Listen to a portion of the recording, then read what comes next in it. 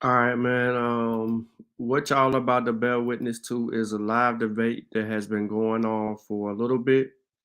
We're gonna hear some of the debate that are among people in this uncensored, and we'll have to go back and review it a different day.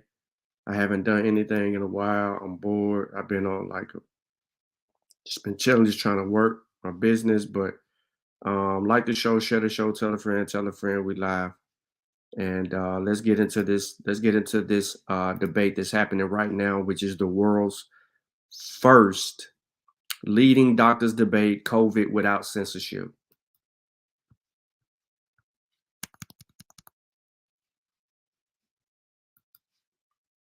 That if there's sort of a polar opposites of how we look at this, I'm just going to key on that statement you just made, which is that you have to trust the biggest study in the biggest journal. And I would posit the opposite. On what I've learned in studying the decades of corruption in the pharmaceutical industry and their control over healthcare and its institutions, it is just that study you should be highly skeptical of.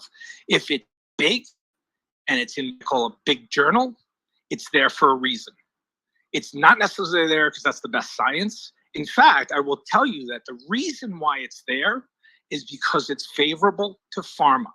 If you had that same big study showing a massive increase in myocarditis, it would not be there. So that's one point I want to make. I want to actually move away from the medical literature and go back to the point that I think Admission you brought up earlier, which is really a good one. Because what I like about the actuarial and life insurance data is because that data, that data that they need to price their policies. It drives an entire industry, and it behooves them to make it as accurate as possible.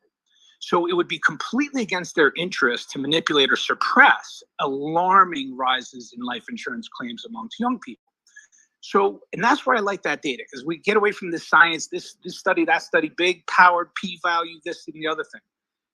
What we're left with is the problem that you guys articulated, right? So you see this sudden rise of these massive deaths in young people in this country, and you're left with, well, could it be something else driving it? What is the confounder? And my answer to that is two words. You need to explain away the tight, I'm going to use three words, tight temporal association. When you see these peaks in these vaccinations, you see this huge rise in deaths. And it all started at the same time. And then the most compelling and almost inarguable data was presented at Ron Johnson's panel by Josh Sterling and Ed Dowd. One is a long-time finance expert, and the other one is deep in the life insurance industry, where they did a deeper dive on these massive life insurance companies. And what they found was that the biggest risk factor for death was actually owning a group life health insurance policy. And what you need to know about that is group life health insurance policies are almost all Fortune 500 company employees, and they are traditionally the healthiest sector of society. I think their mortality rate is 1/3 to 2/3 that of the general population. In 2021, in that cohort of life insured, they had a massive rise suddenly. And I agree, there could be confounders. So let's talk about them. Lockdowns in 2021 for Fortune 500 folks? No. Sudden increase in drug addiction, deaths of despair? No, you can't see that data. In fact, there's lots of data showing that the biggest rise was the causes unknown.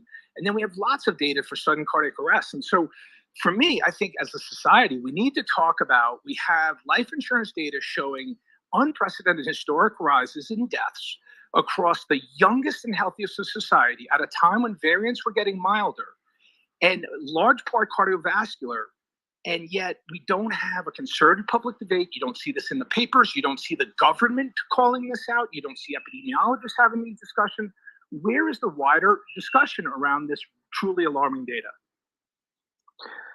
Yeah, I'm just going to add 2 points, Corey, to that on alternative hypotheses, which so far I have not seen a convincing alternative hypothesis put forward. The exact numbers on deaths of despair we have for 2021. So alcohol-related deaths went from 69,000 to 99,000, which is a huge increase of 30,000, but a tiny drop in the bucket in terms of that overall rise in all-cause mortality. Same thing happened to drug overdose deaths, 70,000 to 100,000. So lockdowns were disastrous. We saw a 60,000 increase in alcohol and drug-related deaths. But still, you put those two together, small drop in the bucket in that all-cause mortality shift. So those don't account for it.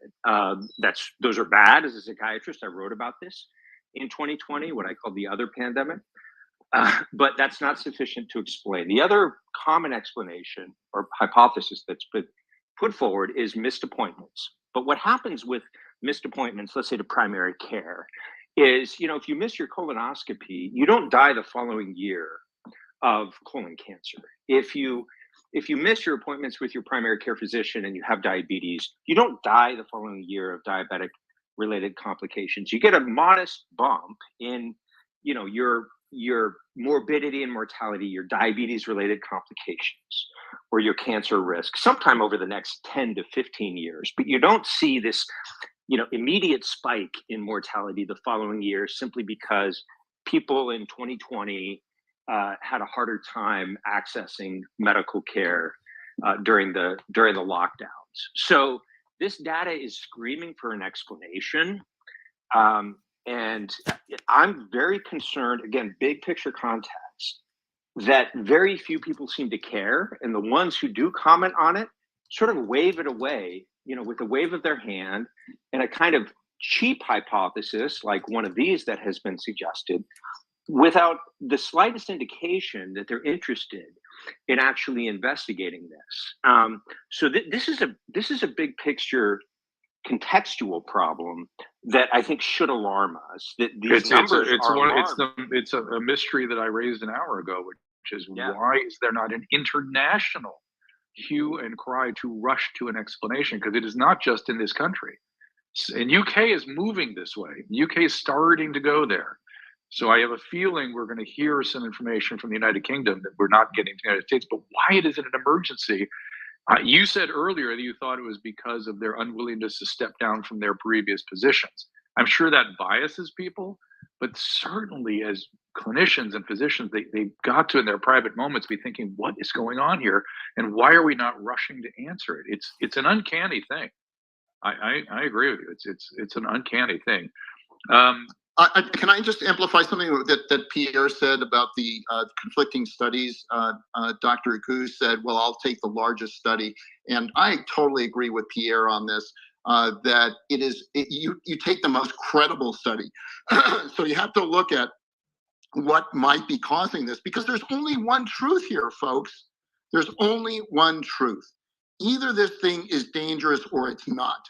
And just because when you have these large studies, typically what they do is they say, well, there were, let's look at the number of reports in the hospital system. Well, not all things are reported. So when you have a prospective study, which is following these people longitudinally, and you know that there's no myocarditis before, and you see the myocarditis and the heart damage after, that is going to be far better than a huge study which doesn't follow a set number of patients longitudinally. So to me, I always look for the highest quality study. And then I also look for why would this study, this larger study, not have the same results as what I think the higher quality study is, and how do I resolve the conflict? Because you just can't ignore the other one just because the trial was bigger. And we're going to have Anish come up. But hang on, Anish, before you go, I want to just define a term that we've been tossing around. We've been saying clinical myocarditis versus subclinical myocarditis. So the subclinical is the patient has no symptoms, no effects of the myocarditis, but we find measurable evidence, either blood test or MRI or echocardiogram, of cardiac injury. And the presumption is the subclinical does not necessarily progress to clinical or something more severe. Anish. Before Anish, Eugene, did you want to respond to Steve first? Yeah, I just wanted to kind of talk about what Steve was mentioning about choosing which study to believe, and there's a legitimate debate around that. For me, I just follow the statistics and the math behind it. The smaller studies have a higher chance of variance. There's a higher chance of false positives, false negatives, what have you.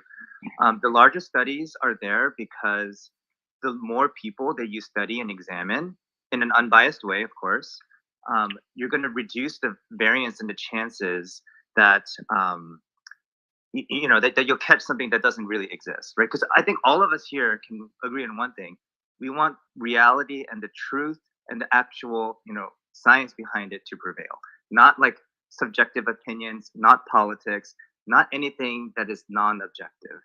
And so that's why I gravitate towards the larger powered studies with millions of patients involved, because that smooths out the possible variances and the possible false findings that you can have. Got it. And Anish, here we go. I mean, just to respond to that point, I mean, Dr. Yu, I think you're speaking in generalities that I don't quite understand, because the RCTs were, some whatever 20,000 patients, but again, that is not the system that has been established and set up for vaccine safety, because vaccine safety means you are giving a vaccine to millions and millions and millions of people. There are 25 million people in these age bands that we're talking about, and you're using 20,000 patient RCTs to do that. So that is not a viable way. We would never get we would never get a lot of drugs to market, certainly not vaccines to market, because the trials that would be required would be absolutely gargantuan. So the way that vaccine safety is supposed to happen is that you do a large enough trial that someone decides, it's a little bit arbitrary, but someone decides how big the trial needs to be to do it based on what's going on, how emergent the condition is, etc.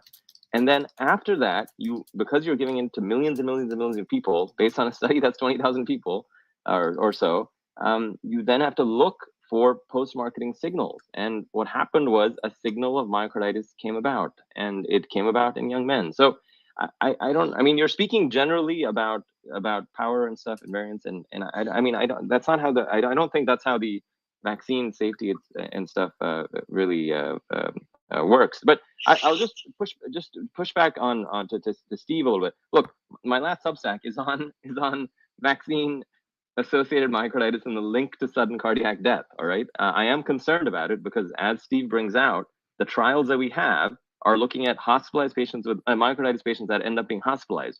It is possible to miss a signal of cardiac death before you get to the hospital, right? Which is why that Florida study, which was panned widely, is an important study. We should be looking to see if there's a sudden cardiac death signal, which we're missing, right? But Steve, I mean, we do also have lots and lots and lots of data sets, and Dr. Corey too. We do have lots of data sets. For instance, Sweden, right, is a lab, and in Sweden, we don't have excess deaths in younger adults. Now, so again, I know, Dr. Corey brought up the life insurance data. It's very hard to be very familiar with these data sets, and I'm not that familiar with that data set. Maybe it's some super strong thing that I have to learn from. But Sweden, for instance, is a little bit of a issue, right, guys? I mean, why is it that we're not seeing an excess death mortality signal in a population that has a reasonable vaccination rate in a 20 to 40 age group? I mean, where there's the excess mortality there isn't being seen, and well, but you know what, Anish, it goes at another question. But why do some people get myocarditis and others don't? Maybe there's a genetic thing here. Maybe there's, who knows what? It hasn't been studied. You're asking questions that are just routine, yeah. And people aren't asking. Yeah, Dr. Yu, that's a great question. Actually, there's a case report that just came out now that RF Squared, Ramin, another cardiologist, put out today, and I have a little thread on pathogenesis of vaccine myocarditis and what these two cases show. These were two cases after the Novavax, which is a non-mRNA based vaccine, and these were two cases of Novavax caused myocarditis after they had mRNA vaccine caused myocarditis. So these two young adults got the Novavax vaccine believing, because it's protein based and not mRNA based, that, hey, I'd be safe with this. But these are two cases just reported today, or at least I saw it today. Which suggests the problem is the spike protein, right? That suggests that. It may be. And my question is, if that's true, why are we not rushing to get Covaxin in the United States? That's another mystery to me. Covaxin's a whole virus vaccine that's excellent. It's got a great track record in India. Why aren't we bringing that to the United States? Right. But Drew, I wanted that point about I mean, Dr. Corey and Steve. Why Please raise hands. Are you worried about the fact that we're not worried? Are you the fact that Sweden doesn't have an excess mortality signal in young people who are fairly vaxxed? Why is that? We have to be able to explain those things. So I agree that there's certainly a link between vaccines and myocarditis, and of course vaccines and severe cases, and that Schwab study is great. That's what I go over in my last Substack on the deltoid. I'm well aware of the study, but you have to do a lot more than establish that yes, a vaccine can cause myocarditis. Yes, a vaccine can cause death. You got to make show a lot more, I think, to show that there's an excess mortality and excess death signal seen in the entire population. And just as one example, Sweden doesn't show that. So why is that? But the question behind the question is, why aren't we pushing ahead with great urgency to answer those questions? Why to raise these questions, you have to risk your career. Sabine, let's let her in here. Her hand has been up patiently. Sabine. Yeah, no, one of the things and one comment that I'd like to bring up to support Steve and Pierre, and something we all forgot was that, when we talk about high impact journals and high population, that Lancet study that had 96,000 patients recruited in 1 month, written by a sci-fi writer, right? Scientific fiction writer wrote that paper. It went all over the media. It killed hydroxychloroquine for those of us who were doing the clinical trials. And it was basically removed because they found out it was fraudulent. That's when I started seeing the truth about the medical literature and about these high impact, exactly what Pierre has talked about. There is something that is stopping research from being published, and there is something that is publishing high impact journals, high studies, and frankly, I don't trust them anymore. So I see a study on vaccine safety with thousands of people. I don't trust it. I go paid to sell a product. That's it. So that's and by the way, they never went back in the media, in the mainstream media, to say, oh, by the way, that paper was retracted from the Lancet. Remember that? Yep. Drew, can I offer some thoughts? Again, Google Earth up, big picture, to your question, why aren't our public health authorities more concerned about designing the studies that would definitively or more definitively answer these questions? I want to offer a few thoughts about our federal agencies, just beginning with the NIH. So most Americans are still not aware that the NIH co-owns the patent on the Moderna vaccine. 6 people within the NIAID division of the NIH, that's Fauci's division, get royalties on the Moderna vaccine for the rest of their life. That division itself gets royalties on the Moderna vaccine. Their descendants will get royalties on the Moderna vaccine. There's money flowing from Moderna to the NIH for that vaccine. So one hypothesis as to why they're not looking into Novavax or other things is that they have a financial conflict of interest. Second point about the NIH is Dr. Fauci or anyone in his position should never have been put in a position of advising on public health policy the way that he was. Why?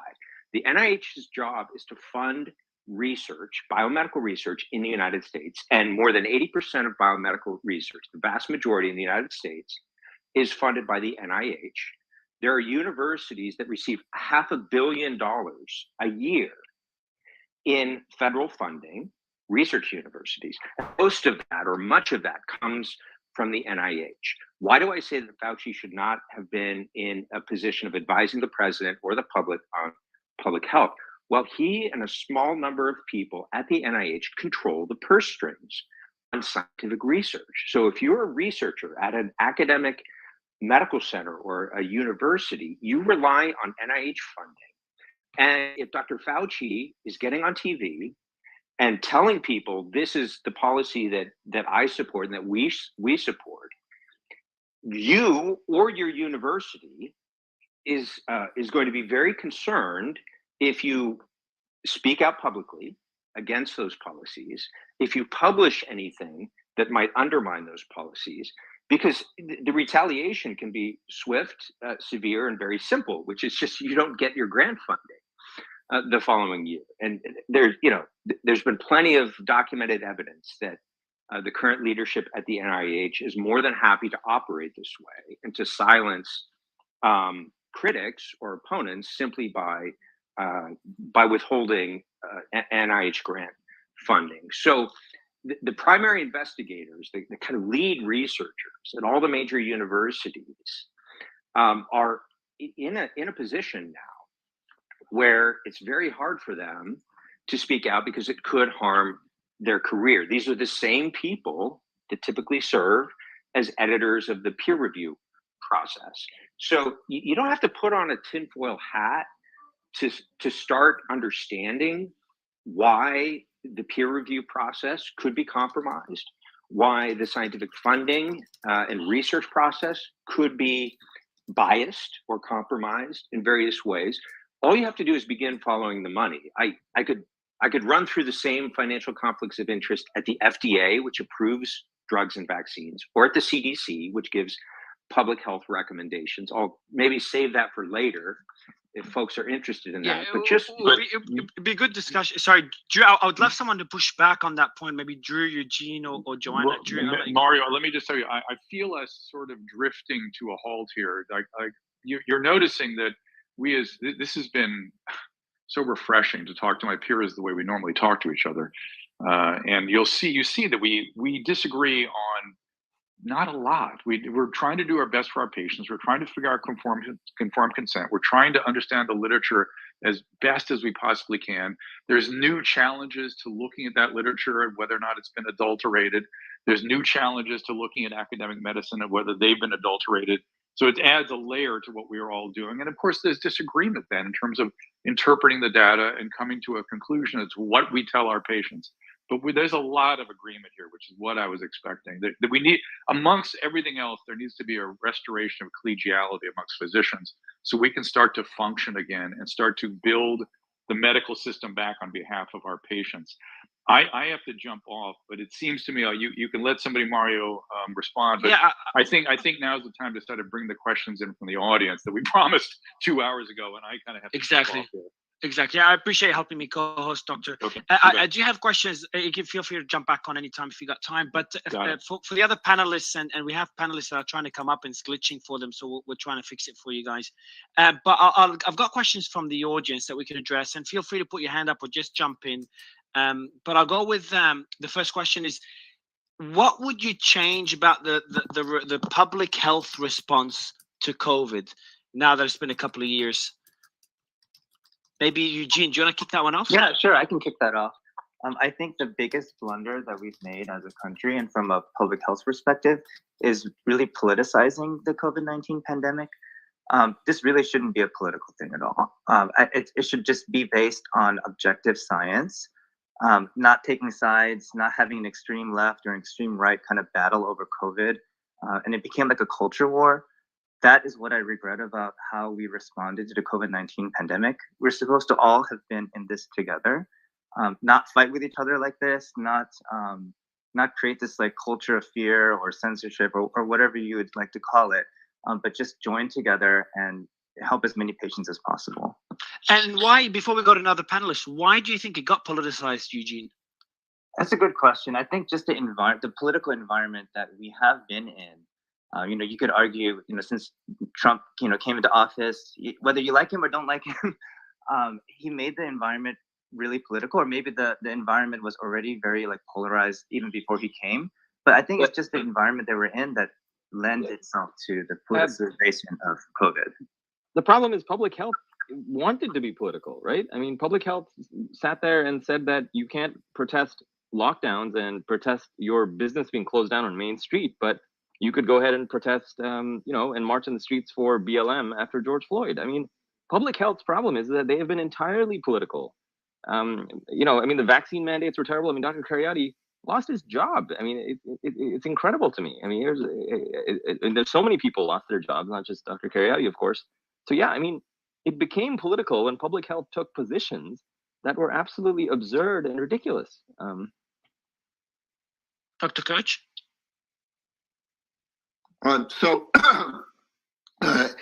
If you look backwards, there were people who said early treatment was the fastest, safest, and cheapest way to end the pandemic. We said that very early on. And if you look backwards, that is still 100% true today as it was in the very beginning. We didn't need to do any of these things. We didn't need to do the vaccination program, the masks, the lockdowns, social distancing. We didn't need any of those things. We had early treatments that were available as early as March of 2020, the Fareed and Tyson protocol, it just is one example of that.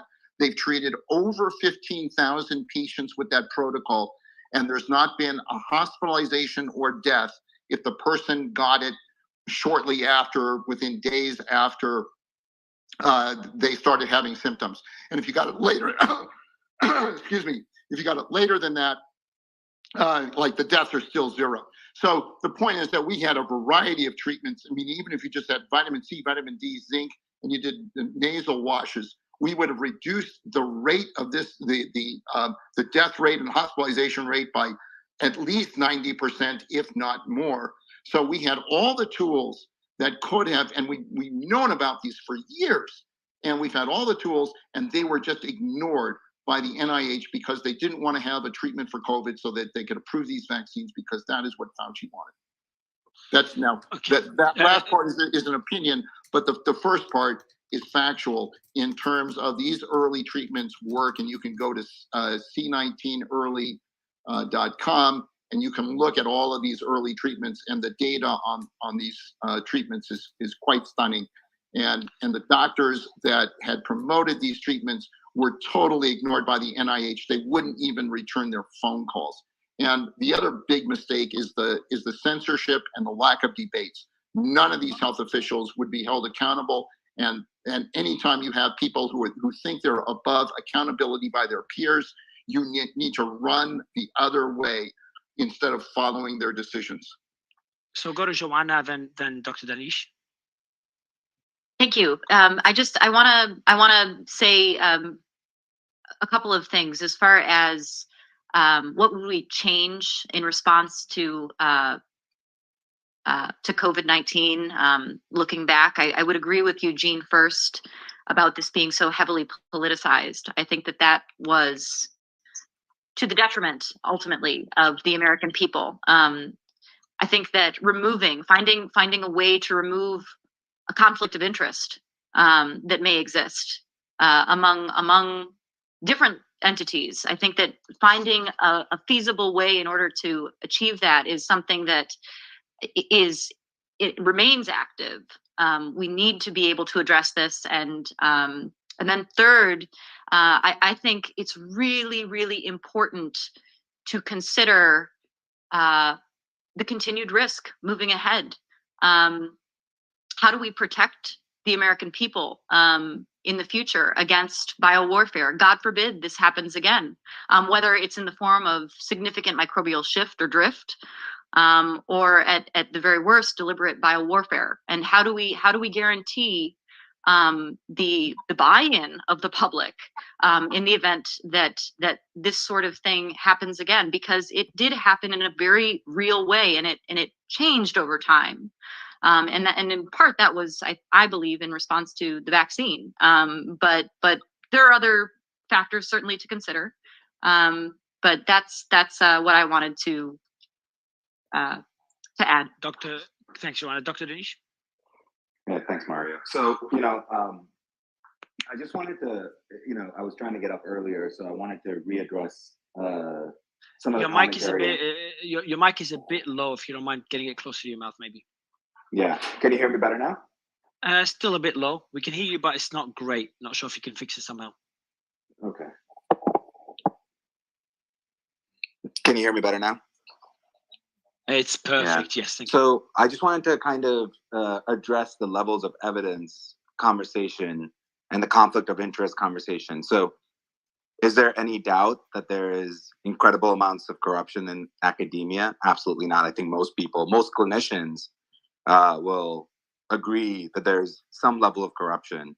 I will say the peer review process leaves a lot to be desired. Everybody knows about a review or two, at least in the healthcare space, about how completely messed up it is and how arbitrary it is, and how grant funding and other things do drive a lot of that process. I will say that if we don't have our current process of levels of evidence, then we truly have nothing that we can believe. And all evidence isn't created equal. And one of the biggest challenges that we're facing, that we have come out of this pandemic from, is that anybody can spout out with significant confidence a significant amount of quote unquote evidence that may or may not be true. And then you have to actually go into the data and evaluate it, because people are able to just say, hey, I mean, I'm not going to speak to a specific speaker here, but people are saying just things that we know clinically are just not true, right? And it's really hard. It's my data versus your data. It's my conflicts versus your conflicts. It's my zeal and religion of medicine, whatever I want to believe, versus yours. And so I think having a deeper conversation around how do we go back to the most basic level of our peer-reviewed process, our scientific data process. Obviously, the easiest first place to start is open sourcing the data itself and allowing people, and I think that's really where things are going to go. It has to go for us to survive. That we have to now provide our data as evidence to prove that what we're saying actually came from the right place. I think the concept that pharmaceutical companies are completely driving where peer-reviewed process is going, I actually don't believe that's true. I think it's a lot more about what other people. That's the next question, Dr. Dinesh. And I'll ask you that question again, because I know you couldn't jump in earlier. You've been trying to jump in for a while. But the question, and these questions could be a bit, some would consider, alternative theories or conspiracy theories. We won't go too extreme, but we've got one here. Is there evidence that pharmaceutical companies fake data in order to sell products? And if not, why is that so? Why is that a theory that's believed by many? So, do you want to kick it off, Dr. Dinesh? Yeah. So, I mean, I think what was said earlier is incredibly important, which is obviously there is room for more third-party evaluation that removes that conflict of interest. There's clearly room for that. Do I think that that the pharmaceutical companies are out there trying to look out for their best interests and looking at studies that, again, only prove their point? Sure. Most businesses do that. It's unfortunate this is the business of healthcare, but that's clearly what's going to happen. What is incredibly surprising has been that a lot of those studies have been backed up by other third-party healthcare institutions that really did not have, unless you look at a long road to trying to find a conflict of interest, did not truly have conflict of interest. It's been done by the study. Eugene just mentioned the study from Israel. That is a very high quality study with millions of people. And so I think that ultimately we're seeing some of this bear out, but we all know that the story is still yet to be written. And the one thing I wanted to mention around sort of what we have struggled with throughout this process is that the data that we collected on the virus that we had in 2020 just is not as relevant today. For example, long COVID has been around since the beginning of the pandemic, and we still don't know how the changing of the variants is affecting our rates of long COVID. Why are people not looking into this, right? The variants are changing. So trying to make judgments from studies that occurred earlier in the pandemic and using that to make policy decisions today is also incredibly challenging. So going back to your first question around what have we learned, what will we change? We have to be honest about the fact that just because your point becomes realistic now doesn't mean it was actually true then. And that we really do have to go back to the core of how we do evidence. And maybe we don't believe evidence that comes out of pharmaceutical companies directly, and we have to verify it with a third party. That's probably where we're going to go. And I don't think that the FDA has its hands clean from this. There's clearly conflict of interest even at the FDA. Here's a first step toward that, and this would involve simply removing the liability immunity that pharmaceutical companies currently enjoy under federal law only for vaccines. So if Pfizer gets a new drug approved and there's post-marketing problems, then the individuals who are injured by those drugs can turn around and seek compensation from the pharmaceutical company. The companies know this, and the companies know how to do rigorous clinical trials. Pfizer knows how to do a rigorous clinical trial, adequately powered to pick up safety problems. And they do that for their drugs generally. And they do that for their drugs generally because they're held accountable for what happens when that drug goes to market.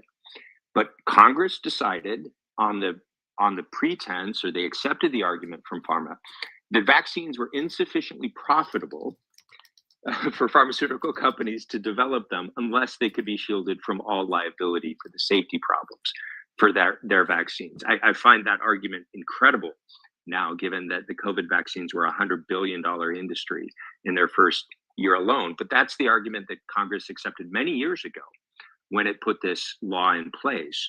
So imagine a car company. Imagine, let's just take Ford or Toyota. Imagine the federal government saying, you're responsible for safety problems with your vehicles. You know, if your car gets in a fender bender and blows up, you know, the person who's killed in that kind of accident can sue you. Or if your seatbelt malfunctions, you're liable for that. Except for your minivans, right? Your minivans are shielded from all liability. You know, ask yourself as a consumer, would you trust Toyota's minivan? Would people be buying the car that's singled out for special treatment? So we know that these companies are profit oriented. We can't fault them for that. We know that the responsibility is to increase the profits for shareholders. We can't fault them for that. That's why we set up regulatory agencies to make sure that the drugs that are approved are safe and efficacious. And that's why we hold companies accountable for the harms that are done. So I think we would take a gigantic leap forward in vaccine safety if we simply said, you're liable in the same way that you would be liable for a new medication. The companies would behave differently in their clinical trials of these vaccines and in their post-marketing surveillance of these vaccines. And one more point about the FDA, because most Americans also don't realize that now a majority of the FDA's funding comes from pharmaceutical companies. So the FDA is the real gatekeeper among the three-letter agencies when it comes to public health. NIH funds research, CDC makes public health recommendations, FDA approves new products, okay? Most of the FDA's budget now, north of 60% of the FDA's budget, comes from fees paid by pharmaceutical companies to expedite the approval process. And again, this is a shift that's occurred over the last several years that does not require a tinfoil hat. It does not require conspiracy. It just requires following the money to identify the ways in which these agencies may be swayed or biased or compromised in terms of the way the funding flows to them. The revolving door between FDA and industry is also a major issue, that there's no tail on the contract that after you leave the FDA before you go to work for pharma. So there's a kind of mutual back scratching process that's now been well documented. 9 of the last 10 FDA commissioners, the head of the FDA, have gone immediately to work for pharmaceutical companies, and the 10th one went immediately to work for a consultant company to big pharma. And they don't make very much money while they're working for the government, and then they get a big payoff being on the board of Pfizer. And this requires that if they're going to get that payout, I'm not calling into question the integrity of any of these people. I'm just talking about human nature. This is why we shield against conflict of interest. Yeah, exactly. That anyone would fall prey to. It's not about individuals. No, it's not at all. It's not about all the academics are morally compromised. It's about we disclose, and where possible, we remove conflicts of interest, because unconsciously, consciously, in all kinds of subtle ways, this has an influence, and it's been well studied. It's been well documented on the aggregate level, the way that the conflicts of interest compromise or bias various research or other processes. Aaron, I'd love Eugene, before going to Steve. Eugene, do you want to respond to the conflict of interest that Aaron mentioned? Yeah, definitely. So I think everyone can agree that no system is going to be perfect, especially even the biggest, most prestigious journals like New England Journal, Science, Nature. They're not without controversy in the past. Everyone. I think a lot of us physicians have heard of Piero and Bursa, who had discredited stem cell research. There was also Anil Patti from my alma mater at Duke, who faked a bunch of cancer research and got it published in New England Journal, Science, Nature, what have you. But just because there are snafus and nothing is perfect, it doesn't mean we completely discredit it. And right now, I think the best system that we have are these high-powered studies in these, prestigious New England Journal, Science, Nature journals. Because what is the alternative? Do we just go with whatever study that we subjectively believe is true? That gets us on a slippery slope as well. Fair point, Steve. Yeah. So Eugene, first of all, I'm wondering if we can have a one-on-one debate where we can talk about these issues in depth, because I would love to go through this with you, because I think that if you hear the evidence that I have collected over the past year, that you would be convinced that what you just said and other things that you've said is you may change your belief system. Would you be willing to go one-on-one with me in a public debate on this? Yeah, sure. Just tell me the time and forum. Awesome. So if you could follow me, then I'll just I'll DM you on Twitter. Sounds good. So to respond to that specific point here, let's say you just said, well, we should trust these large. They're not perfect, but these large trials, would trust them. And I couldn't disagree with that more. When we look at the Pfizer study, which the world is depending on, there are so many things wrong with that study that anyone can see. It's in plain sight, and yet we're silent about this, and people aren't looking at these flaws. For example, and I could spend the next hour, and I'm not going to do that, of course, but I could spend the next hour going through at least 30 problems with this trial that shows that this is not just there are going to be a little few errors in these trials. This is deliberate fraud that's happening. So, for example, let's start off with Pfizer admitting in a U.S. court proceeding that there was fraud, and the FDA knew about it. Therefore, it's not fraud. That was their pleading in federal court. Okay, number two, 13-year-old Maddie DeGarry developed paralysis less than 24 hours after she was vaccinated. She is now in a wheelchair and on her way to becoming a quadriplegic. I talked to the FDA about that, and Janet Woodcock promised to investigate this. They never called the family. Brooke Jackson, she complained to the FDA about serious fraud in the Pfizer trial.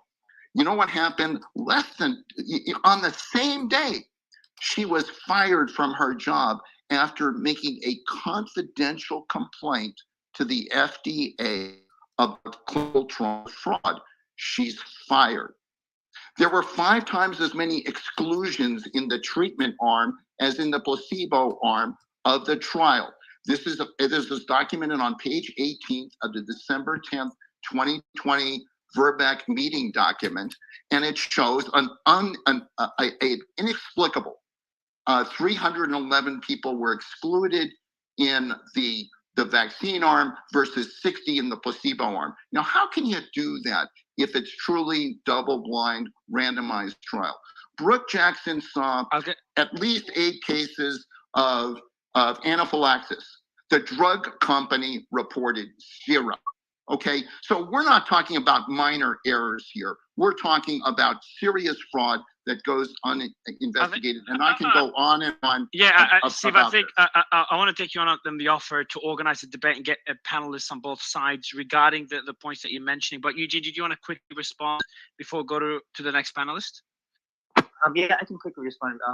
So you mentioned a lot of kind of subjective criticisms of these studies, but you have when it comes to examining the current literature, you have to take at all the articles and weigh the ones that have the most evidence, right? And to me, the most evidence, I'll circle back to this again, is the high-powered studies that have millions of patients that smooths out all the variants. Rob? Hi, my name's Rob. I started a group on Facebook called COVID Vaccine Side Effects. It quickly grew to about 150,000 followers. And the reason that I started that group was because I didn't really trust what I was hearing about the vaccines. So I kind of wanted to get a firsthand account of from as many people as possible before I made my decision. This was way back when the vaccines first rolled out. To make my decision to So just vaccinate. quickly, Rob, before you continue, if you got a bit of background noise around you, not too loud, so if you could just prevent that would be great. So you said that you wanted to get more data on side effects of the vaccine, and you created a group with 150,000 members. Yeah, well, That ended up with 150,000 members. None of these people are the original people that were a part of the 150,000 debate. members within about 3 or 4 months. Eventually, the group did get shut down because of it was again censorship. It was These the dudes powers are that be were Facebook worried group about dudes. misinformation. And but what I did is, after a while, after it Doctors, started to grow to 5,000 to 10,000 nobodies. people, I realized that there's no way I was able to administrate the group on my own. So I started watching people's comments in the group, and what I would do is I would message people who had a very detailed descriptions of what was going on when a piece of information came in that I didn't know whether it was true or false. And then so I wound up assembling a team. There was about 40 people at its height of administrators, and they ranged all the way from, I had one guy, he was a pharmaceutical engineer, to epidemiologists, virologists. Some people were just like in nursing, which there's a lot to that field. But I had a very diverse group of people that we would see a point of misinformation, and we would discuss it. And the people who were in, say, a person who was an epidemiologist would pipe up and say, okay, no, that's absolutely not true at all. They would, so we had a really diverse group that could combat the misinformation. And what we were trying to do was, instead of silencing people, what I wanted to do is I wanted to combat the misinformation and leave it displayed so that it shows the point of misinformation. Then it shows the rebuttal, and leave it up so that people that read through after that could see, hey, okay, well, I believe that this was true, and now look, it shows that was indeed false. So what ended up happening is the group wound up imploding because there was partially infighting and partially they wanted us just to delete misinformation that was put out. But what I wanted to get to was Joanna's point that there's a lot of very well-educated people on this space, but she pointed out that I think there's a lack of people who are in the know in epidemiology and virology, which are like those practices alone are so complex that a person has to devote most of their career to studying it to get a broad understanding of it. So there's I think there's a lot of like a lack of full understanding, even with people who are very, very well educated. Because I would, from your experiment, Rob, just from your experiment, one point I got is that instead of silencing the people that were spreading information that wasn't accurate, and obviously it's difficult to determine what is and what isn't accurate, but yes. What you're saying is that there's a better way to deal with it, and I think everyone would agree, is not silence it, but instead have those discussions like the one we've had, display it, address it, and let the audience decide.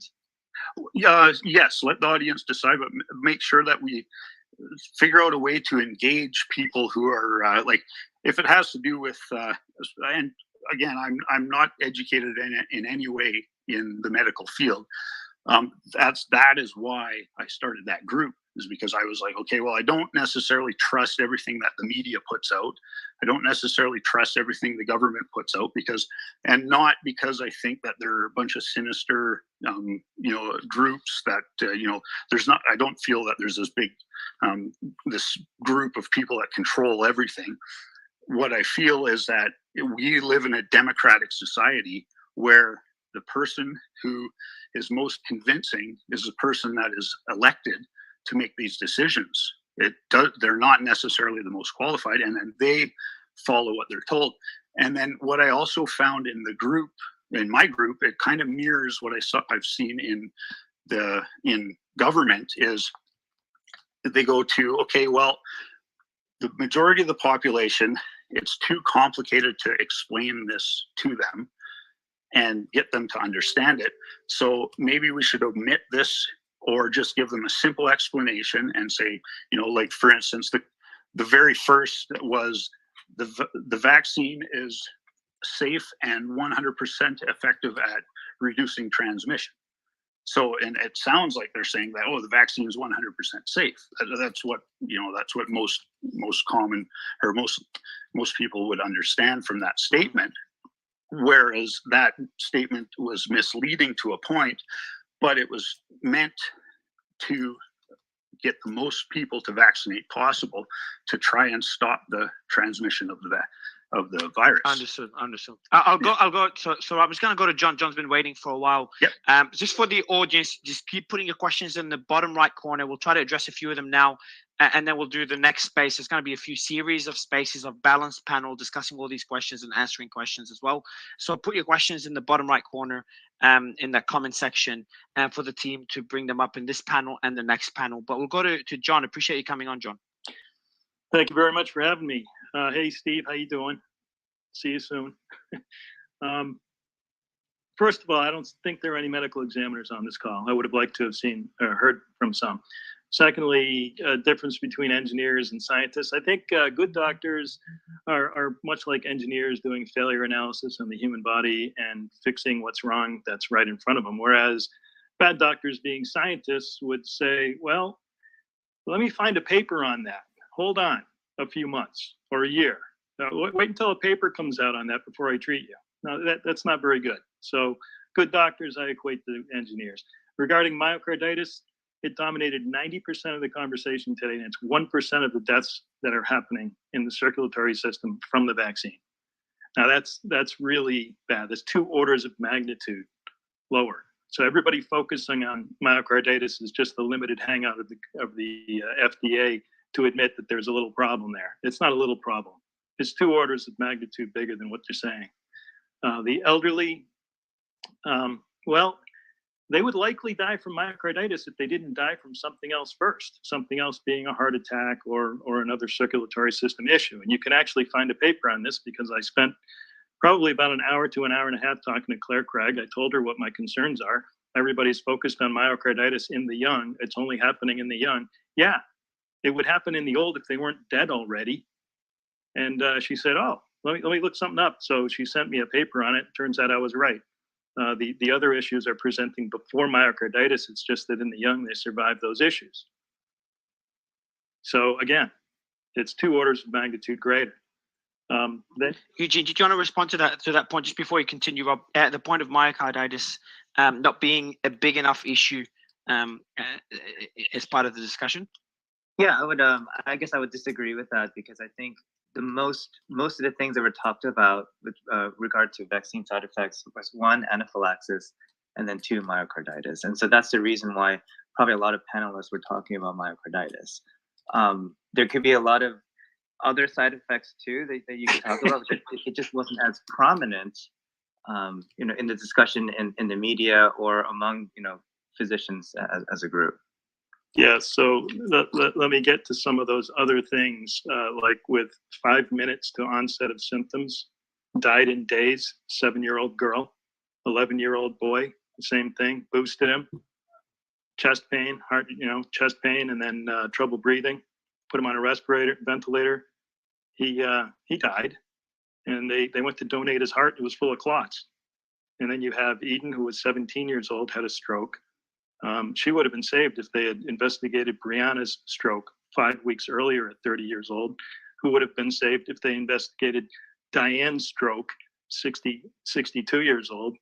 All these happened within 5 minutes onset, maybe within an hour. If you read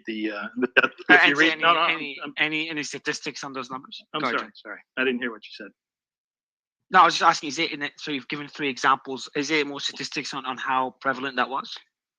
Well, if you look at my analysis of 460,000 death certificates in Massachusetts, about 60,000 per year, you'd understand that cardiac arrest has 2,700 excess deaths in the last 18 months alone in one state. And that's with very conservative linear least squares approximation.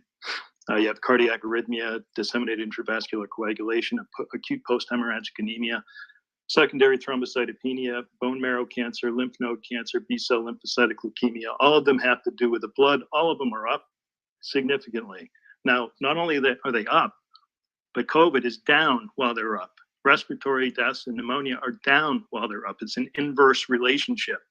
It's positively correlated with the vaccine and negative, inversely correlated to COVID. So it's not COVID. You know, you can go and look at my articles. You can read the research. I've presented to thousands of doctors and lawyers by now and researchers. CHD has an article. They have, there's also a longer video and a shorter video. So there are patterns that are being missed. I really don't understand the world of epidemiology. I'm an electrical engineer. And we think in terms of frequency domain, we think in terms of carrier waves. So everybody here can understand what a sine wave is. Now you can take a sine wave, which looks exactly like the average temperature in the northern climates. It's also the deaths per day on a daily basis. If you look at it, it goes up and down. It's down in the summer, up in the winter, always the same pattern. Now, if you take that wave and you just elevate it, that means something linear came in, not seasonal. If it's a seasonal virus, all that happens to that wave is that the amplitude increases. So if you have a seasonal virus come in, you still have a sine wave. The amplitude goes up, and then it goes down a little bit and down a little bit again, because it takes a couple of years for the disease to peter out. But that's not what happened here. What happened here is an increasing linear signal that takes the sine wave and bends it up. So I've talked enough on this stuff. You know, it's res ipsa loquitur. If you see people, you can read the death certificates and you can look at the data. Either one is going to come out. The vaccines are killing a lot of people.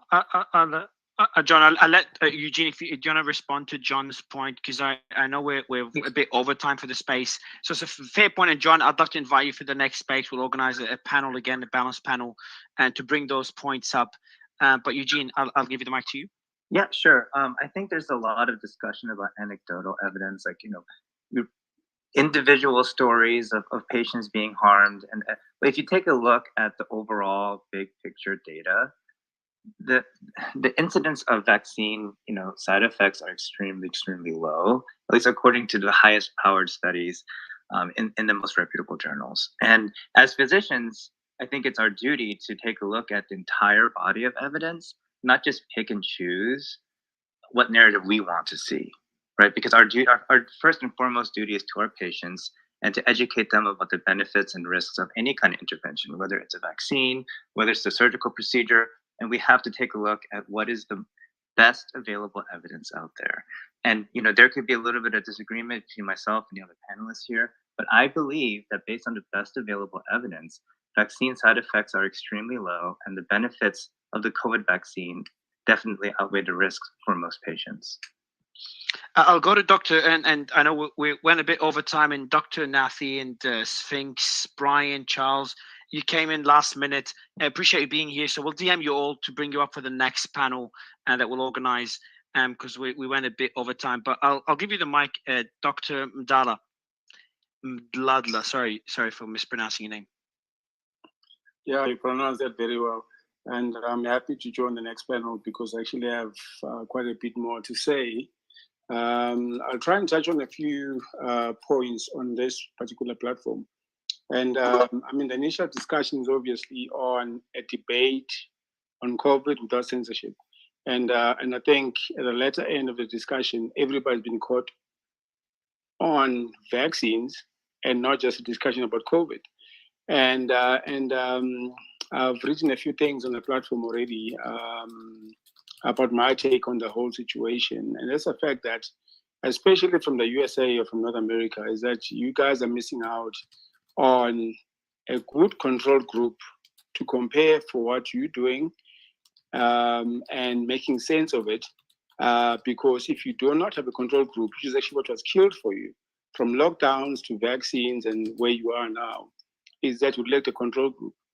And if you looked to Africa and you look to South Africa, so the benefit of South Africa is that we're actually a functional system with highly recognized and established scientists that do a whole lot of work that produce studies and results that can actually be comparable. Now, we actually have a picture that you can look at and actually say, is what we're doing really making sense or not making sense? And it's a much deeper discussion. And for your next platform, I actually like to partake in that. And so I think Dr.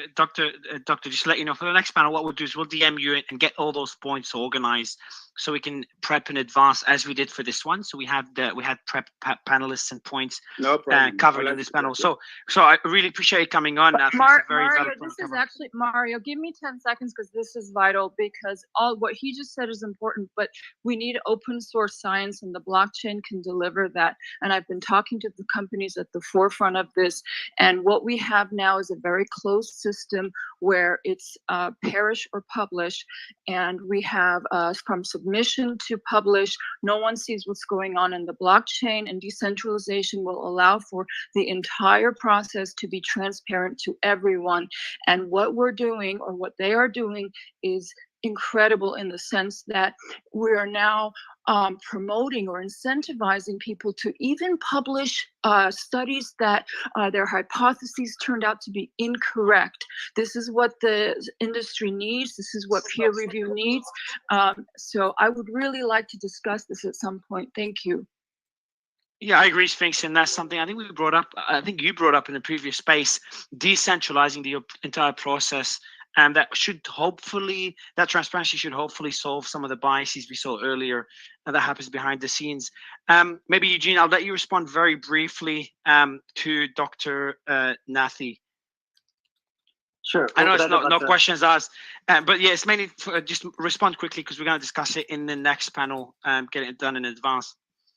Sure. Is the question about the blockchain and open source? No. So in terms of getting so Dr. Nathi, the point that you've made relating to South Africa, do you want to summarize it very briefly to Eugene so he can quickly respond before we wrap up the space? No. All I was saying was that there's other perspectives available elsewhere that actually provide control groups to the rest of the world, and for the USA for that matter. And for example, South Africa. Right now, we actually do not follow lockdowns to the exact T as maybe the US and other developed nations did, except for Sweden. Secondarily, we do not take up the vaccine as much as the USA has done and other developed nations. And if you look at our mortality, the excess mortality, and especially vaccine-related injuries, the rate of those, it is so much lower than those countries that there needs to be a differential comparison using those artificial control groups. The problem was that with the developed nations, because everybody was so scared and everybody wanted to follow what was happening, and everybody did what they were told to do, is that they lost a control group. And that was so that you're saying that the control groups, so data from South Africa was ignored by other countries. That the point that you're making. Ignored, and it's available out there, and nobody wants to actually have a look at it. And it's not just South Africa. Why do you think? Why do you think that is? Why do you think that is, Doctor? Well, it's because it's telling a different story. You must remember that South Africa especially. So South Africa is probably the most developed nation in sub-Saharan Africa. And we were, in a way, captured. We got funding from the IMF, the World Bank, and other funds. We actually pushed the exact thing that's happening in the rest of the world. Forced lockdowns, forced NPIs, and the vaccines. The population, though, because of the experience maybe from the past and the experiences from the past with HIV and so on, decided to interpret what was happening to them based on what they knew from before. And we did not do those things locally. And as a result, people did what they think was necessary or what they believed in. And as a result, we actually have produced a control group that goes against what we I understand the point, Doctor. Yeah, so Eugene, I'll let you respond. And that data we're kind of going over time. So I'll need to look into more about the South African data, but the one point I would like to make is it is important to take a look at all the countries internationally and look at all the available data, not just in Europe and United States and Israel, but all around the world. And I think that's something we can all agree on, that it's important to take a look at populations in South Africa, in Thailand, in Asia, in France, the United States, wherever it is, and so that we can have the most complete picture of what's going on. I agree. So I just want to just thank all the panelists. Also want to thank Dr. Drew, who helped moderate the panel earlier. Steve, appreciate you being here from the early stages. Lindsay, Texas Lindsay, for helping us organize the panel. Also want to give a shout out to others that are organizing similar panels. I saw Grant Cardone, Tara Bull do similar panels with other doctors that I highly recommend you check them out. But otherwise, we'll be organizing another panel. So there'll be the Fauci files dropping any day. It'll probably be next week, according to Elon. And we'll be covering those live as usual as soon as they drop. Otherwise, we'll be organizing the next panel in a week or so. As you know, we try to keep it as balanced as possible to have both sides covered and have all the points prepared in advance. So we'll do that again for next week. I think this one went great. We have a lot of questions from the audience, a lot of questions that weren't answered. So we'll make sure in the next panel, we'll go through the questions. That will be the focus. Audience questions that will have all the doctors on stage respond to those questions. Otherwise, again, massive shout out to Dr. Drew for helping me moderate the panel. Eugene, thank you a lot for helping balance it out, because we had a few other doctors that couldn't come up earlier. So appreciate you, and appreciate all the other doctors and panelists. Thank you so much, everyone. And we'll see you in a few days' time.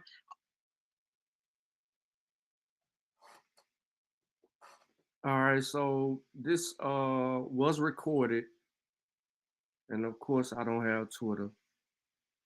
But like I said, I wanted to get to the beginning of it and see how that goes.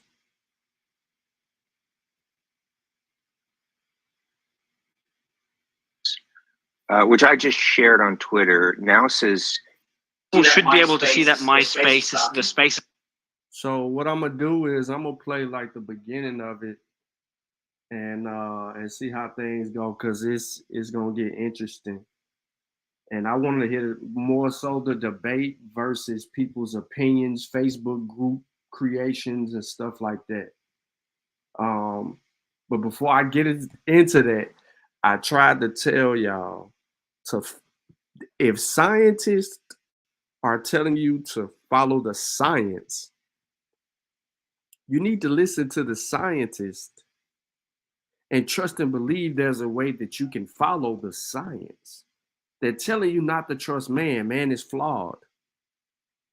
There will be mistakes in the process of man.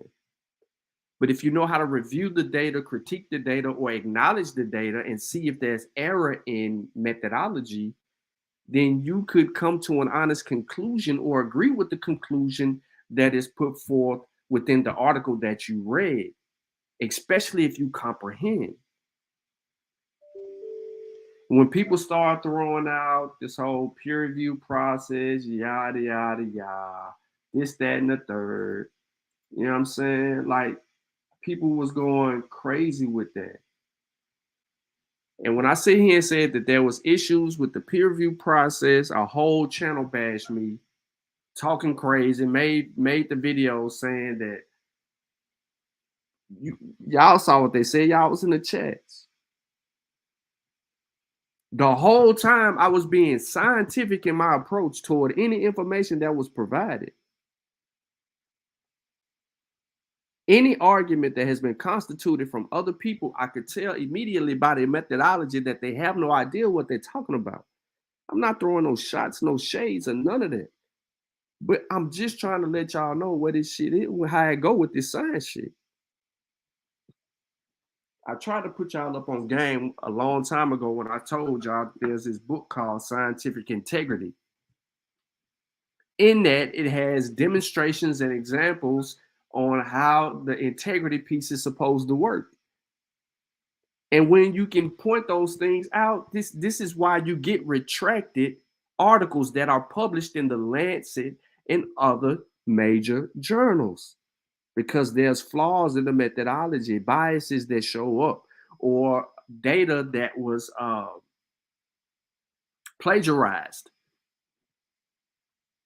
in a real sense, not in the rigid claim and plagiarism sense. Like real life, like data that was extracted from another study and inserted into a study and put forward to try to push it through. And it was published. And then scientists attacked the data. And it came back, went straight retract. So stuff happens. But it is in our efforts to not be, well, it is in our ignorance, not our efforts, in our ignorance to not be scientifically literate, understanding the process that it takes to come to an honest conclusion, or to know how to review the methodology, how they put the study together. Every open access article related to vaccine science and any other sciences out there provide you with a methodology. And I try to demonstrate that every opportunity that I get and show y'all, okay, you read the abstract, cool for you. But do you know how they put the study together? I've given examples on how we could collectively put a study together and come up with some things.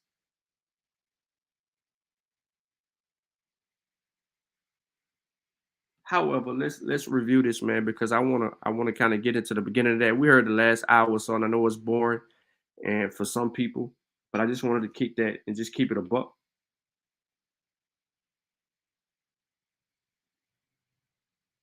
And I did hear from a few people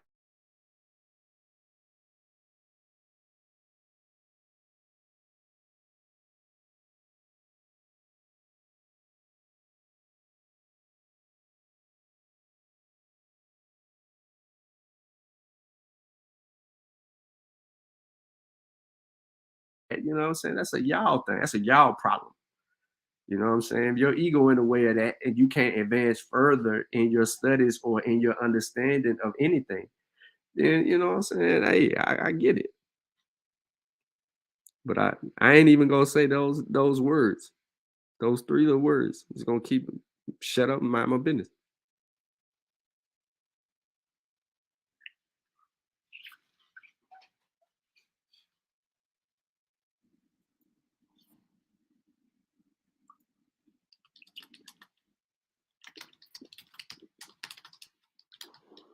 Hey, I just sent Pierre Corey the updated link. Thanks, Steve. Yeah, the other link crashed. Good to see you. Yeah, I've had that experience myself where you start a room and you just can't get it started. It says an error occurred. Is that what happened to you? Yeah, exactly. Did that happen to you? When did that happen to you? Today or yesterday? I think yesterday you had it. Mute his mic. It might help with some of your echo. About what it is we are doing here. So I am finding it extremely difficult to even give informed consent to certain age groups. I do believe I know what I'm doing over the age of 75. I think I know what I'm doing over the age of 65 in terms of recommending the vaccine and boosters. But as things get into the younger age groups, it gets quite a bit more murky. Now, the next issue I was hoping to sort of put a little light on in terms of areas where we agree. Steve, you ran a Twitter Spaces yesterday, and you and Dr. Dunn had an interesting conversation that I unfortunately couldn't really listen to. But there was a point that you were trying to arrive at, and I'm not sure if you got to a consensus on just a simple question, which is the vaccine capable of killing our patients? Steve, did you guys reach a consensus on that? No, I don't think that we did. So I think it's a great question to start off with, because we can talk about all of the facts that support that, and certainly that may get us to some agreement. You know, maybe everybody agrees that the vaccines can kill people, and then it's just a question of what that number is. And I think that would be probably the most important thing to talk about. And if we can just get past that one question here, we'd have accomplished something really remarkable. I completely agree. And then Dr. Dunn, you were on the other side with Steve, and I didn't quite get your opinion. The question he was asking us today that I thought was a good one was, when we see excess mortality, say within 20 days of vaccine administration, what is that? What are we seeing? What do we agree we are seeing in that group of excess mortality, or any mortality in the 20 days after vaccine therapy? Dr. Dunn. I saw her there. She glitched out, so we're trying to fix it now. Well, maybe Steve can speak on her behalf since she was talking to you. Can you remember what she was saying to you? Well, she didn't admit anything. She didn't concede any point. She wasn't able to respond to any of the evidence that I suggested. She wasn't familiar with the Schwab paper. And so she didn't have any data backing any position that she had. Is there someone else in our panel that would like to respond to Steve's question, which was essentially the fine point on the question is, if you administer a vaccine and somebody dies within 20 days, what percentage of those deaths do we imagine or do we suspect is a direct result of vaccine therapy? Okay, I wonder if any hands up for that. Steve, do you see anybody that you'd like to address that question to? Well, if anyone raises their hand on that, the number from the Schwab study was at least 20%. And they didn't look at all the patients to determine causality. They just looked at 20% of them and discovered that, yes, there was causality in the 20% that they could stand behind. So 20% was the minimum. And so if people have actual data showing that it's less than 20%, for people who have been autopsied after they die and they've been vaccinated, and you take a random sampling of patients, if anybody has any data that is different than at least 20%, they should speak now.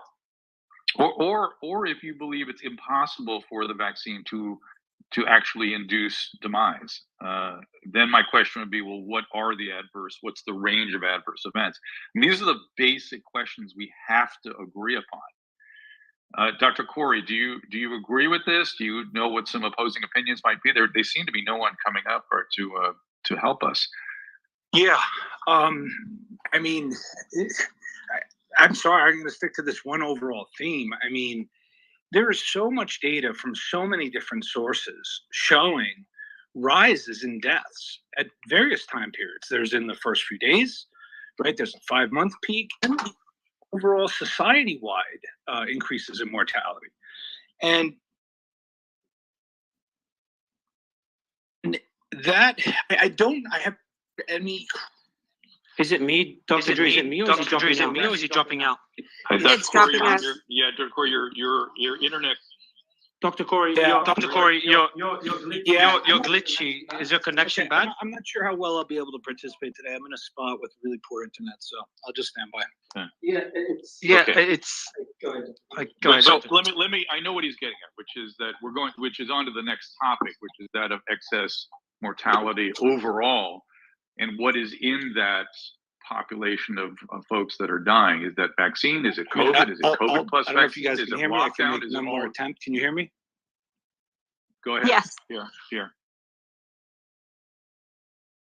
And that was it. How was that, Doctor? Let me, Dr. Corey, your mic is pretty bad, so I'll just remove Dr. Corey now. So go ahead, Drew.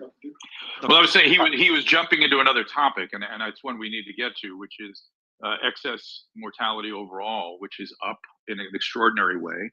And one of my questions is not, is that happening or what's in it?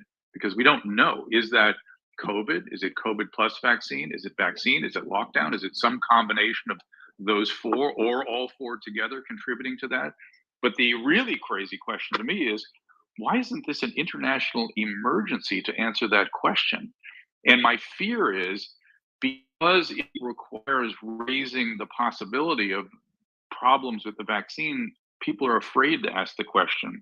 Dr. Cariati, I want to go to you. You've had the misfortune of raising questions, and you can talk about the consequences. Yeah, thank you, Dr. Drew. So my name is Aaron Cariati, and up until December of last year, I had spent my entire career as a full professor in the School of Medicine at the University of California, Irvine, where I wore two hats. One was as professor in the Department of Psychiatry, which is my medical specialty. Dr. Drew, just quickly, you've got your mic unmuted, Drew. So if you can mute your mic, would be great. Go ahead, Aaron. I think Andrew needs to mute as well. And my other hat was I directed the medical ethics program at the university. I directed the medical ethics committee at the California Department of State Hospitals. And I helped the entire University of California system draft its pandemic policies up until the vaccine mandate, where the committee that I was on of critical care physicians and medical ethicists was not consulted, which I found strange. And I published a piece in the Wall Street Journal last year arguing that the vaccine mandates at universities, which were the first institutions to initiate vaccine mandates, were unethical. I wasn't at that point talking about safety and efficacy issues because it was very early in the mass vaccination campaign and I was waiting on more data, but I was making an ethical argument that these mandates violated the principle of free and informed consent. And the university went ahead with their vaccine mandate anyways, against my better judgment. And I ended up challenging that vaccine mandate in federal court on constitutional grounds, arguing that it violated our equal protection rights under the 14th Amendment. And before that case was decided in court, the university basically fired me as quickly as they could. They placed me on so-called investigatory leave, and then a month later on unpaid suspension, and a month after that, they fired me. So that was my experience just asking ethical questions and attempting to challenge that particular policy on legal grounds. As to the question of whether the vaccines kill some people, I think at this point it would be impossible to argue that that no one has been killed as a result of taking this vaccine. And we can just begin with the data on myocarditis, which was one of the first safety signals in VAERS. And VAERS is not designed to establish causality. It's designed to pick up signals that require further investigation. But the CDC did investigate that safety signal and concluded that there was not only an elevated risk of myocarditis in men, particularly younger men, but that many of those reports in VAERS of cardiac-related death were likely due to the vaccine. So we have that data point on myocarditis, which in many cases can be fatal. And then we have autopsy data now, which is going to be the gold standard in terms of establishing cause of death. We have autopsy data demonstrating that various thrombotic and clot-related medical issues, from pulmonary embolism, which is where you get a clot in your leg that goes to your lungs, to cardiac-related and stroke-related problems due to clotting, to other what we call coagulopathies, which are sort of systemic problems related to blood clots. This has contributed. Yeah, I would say that that's another thing I think we can all agree upon, that there is a signal, and this signal involves these pathologies that you bring up. But there has been no rush or even no attempt that I can see to tease out, is this truly vaccine?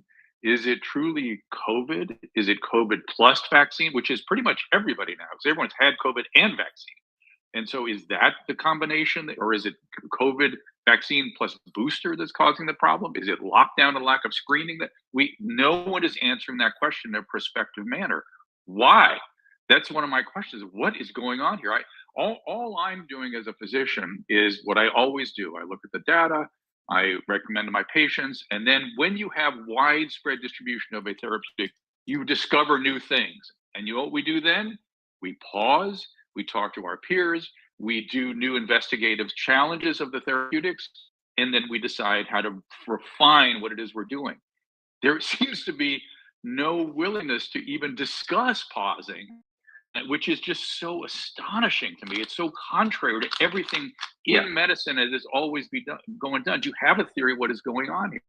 I do have a theory, and I'll say this one thing, and then it looks like several people have their hands up, so I'll step aside after this remark. But I think this relates, again, to that issue of informed consent, that our public health authorities decided very early in the pandemic, starting with lockdowns and then continuing the mass vaccination campaign. They started with an approach that I think was fundamentally unsound.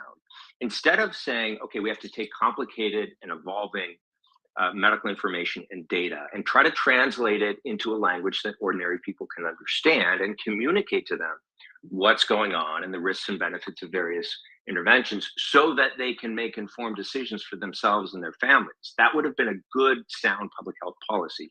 Instead of doing that, our public health authorities began with a behavior that they wanted everyone to engage in. Everyone stay at home, everyone wear a mask, everyone stay 6 feet apart, a needle in every arm, whatever. So the behavioral outcome or conclusion was predetermined in advance.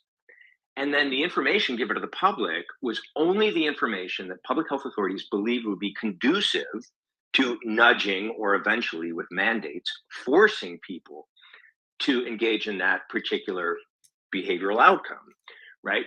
And so the public health authorities had already doubled and tripled down on a needle in every arm and insisted that the vaccine, in a blanket way, that the vaccine was safe and effective for everyone. And then when data started emerging that efficacy declined fairly rapidly over time and with new variants, and safety signals started flying up, and many of those started being confirmed, or at least the data suggested that they were contributory. Then it was very hard at that point for the public health authorities to walk back what they had already said and what they had already done. And particularly when public health recommendations from the CDC resulted in institutional policies where people like me literally lost our jobs, right? Then it was, I think at that point, the issue had become polarized. The public health authorities were extremely reluctant to admit that they may have made a mistake. And so then we got into a mode of suppressing information that would call into question those policies. And just prime example from earlier this year, the CDC stopped publishing its data on hospitalizations, deaths, and COVID cases, and at least much of its data. And when the New York Times asked them, why did you do this? The CDC spokesperson said, we didn't want to increase vaccine hesitancy, right? Which suggests that we're basically withholding information because it may undermine the recommendations or the policies that we've endorsed and that, we're not willing to reconsider. Aaron, Well, I've just got a quick question for Aaron. First, is my audio okay, Aaron, or is it still crappy? It's a little fuzzy in the background, but I can hear you, Mario. Now it's less echoey and more white noise behind you. Okay, I'll figure out the white noise afterwards. But Aaron, can you just confirm that that was confirmed that CDC did not disclose the full numbers of people? Was it the deaths from vaccines, or what was it exactly that wasn't disclosed in full? So there were several COVID metrics, particularly hospitalizations and deaths, that they either withheld or that they slow walked. There was a very long delay between when they had it in publishable form and when it was released to the public. The New York Times wrote this up, I want to say in May of this year. So maybe somebody could go online and find that and post it here. But the CDC did not deny that they had done this. And in fact, the reason that they gave, again, was we don't want to increase vaccine hesitancy, which suggests that the information they were withholding might have caused the public to reconsider, because that was right around the time, Mario, when we started seeing more and more vaccinated people being hospitalized, more and more vaccinated people dying. And so, the short-lived efficacy of the vaccines, which supported the pandemic of the unvaccinated meme, within a couple of months, we started seeing that whole trend shift. And that's right around the time where the CDC started being less transparent with their data. Let's get another opinion up here. Dr. Gu has his hand up, and he has I hope will help us out on the other side. Dr. Gu, go right ahead. Perfect. Thanks, Dr. Drew. So a little bit about my background. Graduated from Stanford and Duke Medical School, did general surgery residency at Vanderbilt, and have since become a physician entrepreneur, CEO of a startup company that owns several clinics across the country. But with regards to the question, about COVID vaccines and the side effects. I just want to say I've been pretty much middle of the road when it comes to COVID. I see on the political side, there's an extreme left and extreme right who have kind of twisted narratives, around COVID-19. But my middle of the road approach has always been, in the very beginning, when they first came up with the vaccine, I thought the process was, much faster than I expected. And so there was a little bit of skepticism that I had as a physician, like the first few days when they rolled out the vaccine, because it was a new technology. Who knows if it, works or not? What are the side effects, etc. But since then, from everything I've read in the literature, seen with my own patients in the various clinics, all the statistics that I've seen is that the side effects, while they do exist, like anaphylaxis, myocarditis, they're extremely low in probability and chance compared to all those who benefited from the vaccines. And so I just want to. So let's drill in on that a little bit, because so you and I would agree that over age 75, risk reward definitely comes down in favor of vaccine and boosting. And let's just pause it over 65. Steve Kirsch will disagree with us. He will say that we're seeing adverse events, we just don't recognize them because old people get sick. We only recognize the outside events when it's happening spontaneously in people where we don't expect it. And you're saying in the sort of young male, which is really the group that we're most concerned about, you're not seeing any signals clinically. I'm going to say I've seen a lot.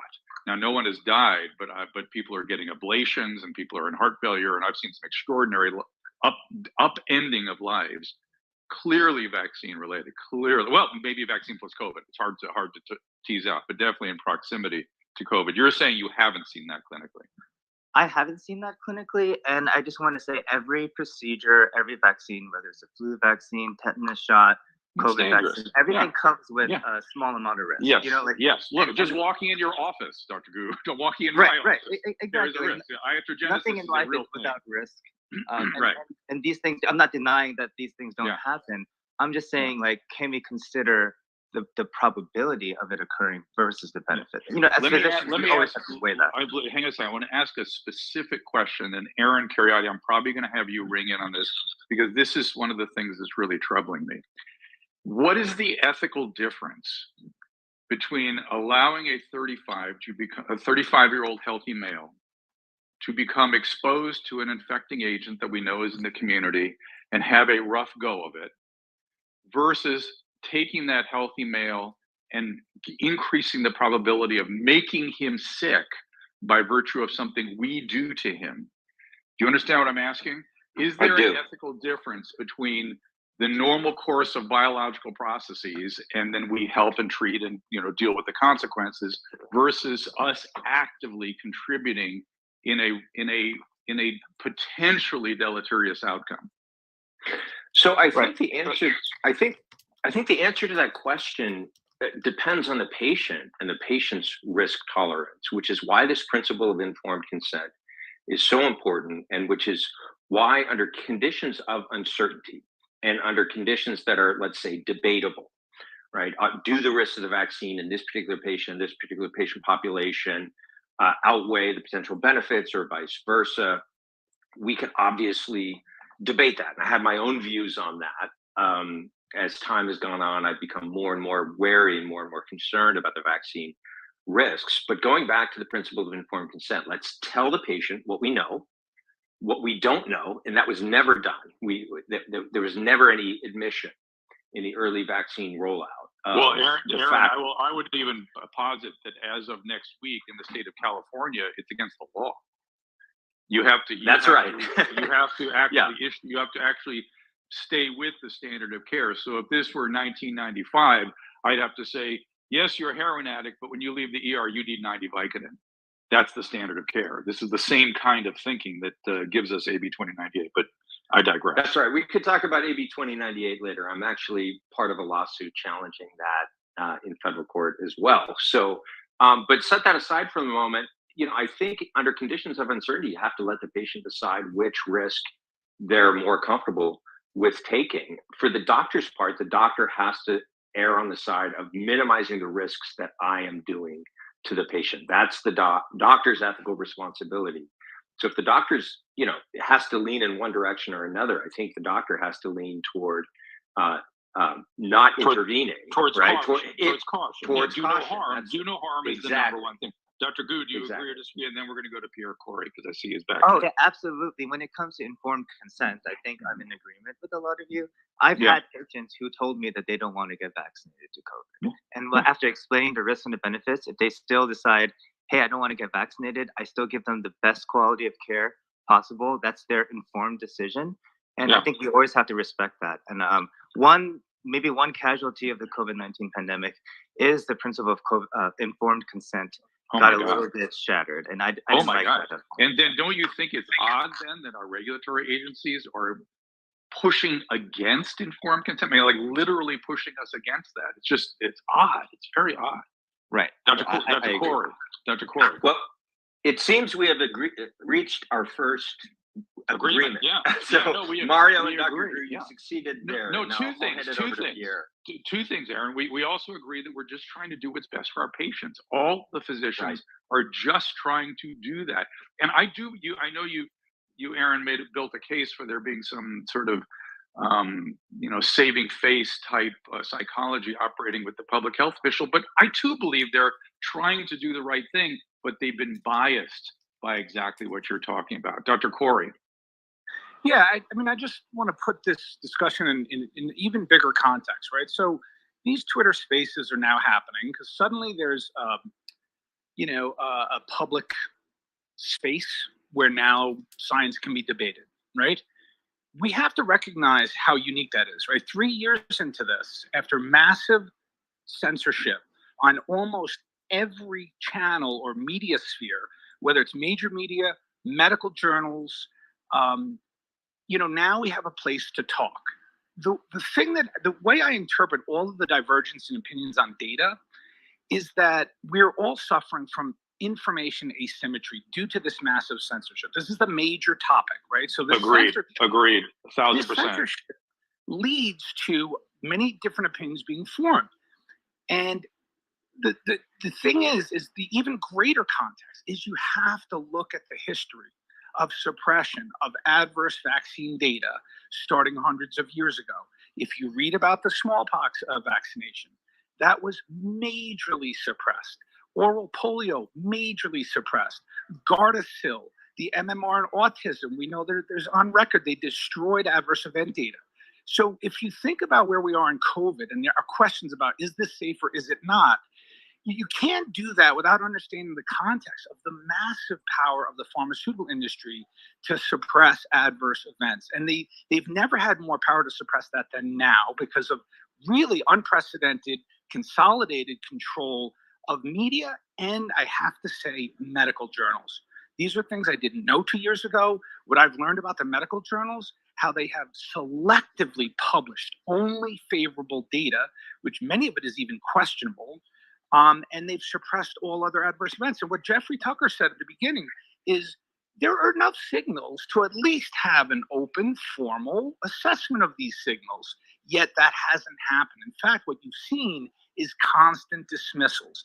Anytime someone brings up these curious death rates that are spiking suddenly in 2021, asking for an explanation, it's dismissed and it's considered uncredible, and there's been no concerted formal regulatory agency, and there's a reason for that.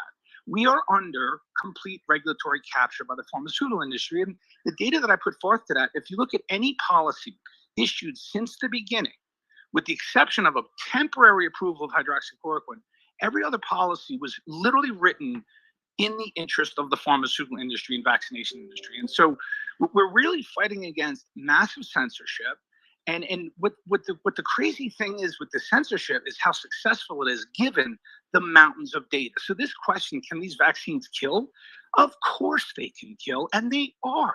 We have, if you look at a totality of evidence from many different sources, from massive rises in stillbirths to the life insurance data, which is being roundly ignored, even though that call has gone out.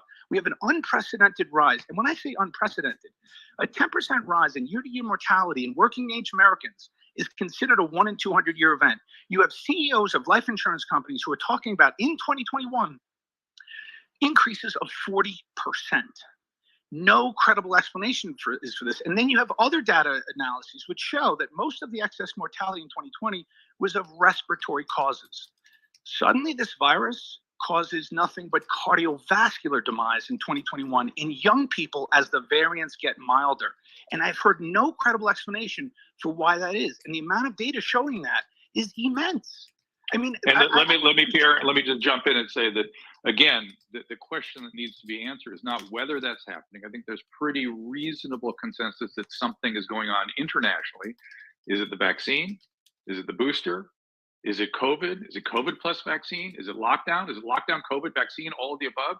And why do you think there's not a rush internationally? UK is sort of moving this direction to answer that question. Just tease that out. Just tease that one issue out. What do we think is the predominant influence in this thing we are definitely seeing, which is excess mortality all cause? I'm going to say, I'll let you finish your point, Pierre, and I'd love Dr. Gu's response to that as well, just to balance it out. Go ahead, Pierre. You want to just answer? From my opinion, what I've seen throughout the pandemic is the lack of truth tellers is because the desire to remain employed and keep your reputation and career intact has been so overwhelming. There are so few who've been willing to challenge the narrative or to talk about challenge data, and they get punished. I am outside the system right now in private practice because I simply wanted to provide data that I saw that was credible, and no one wants to hear. And anyone who's done that has got attacked. And Aaron Kayati had the same experience. And this is something we established on Monday in the Twitter Spaces, which was this new information that most physicians are employees and are scared of losing their job. Dr. Gu.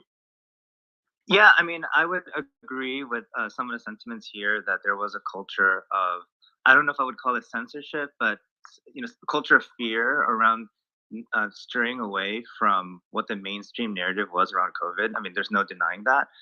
At the same time, I do want to address some of the points about the myocarditis in younger patients and the adverse side effects of the vaccines. If you look at the data objectively and all the literature, I just haven't seen the evidence that these side effects are overwhelming and that the risks outweigh the benefits of the vaccine. And that's a question I want to have, for those of you who may not agree with me, which is totally fine.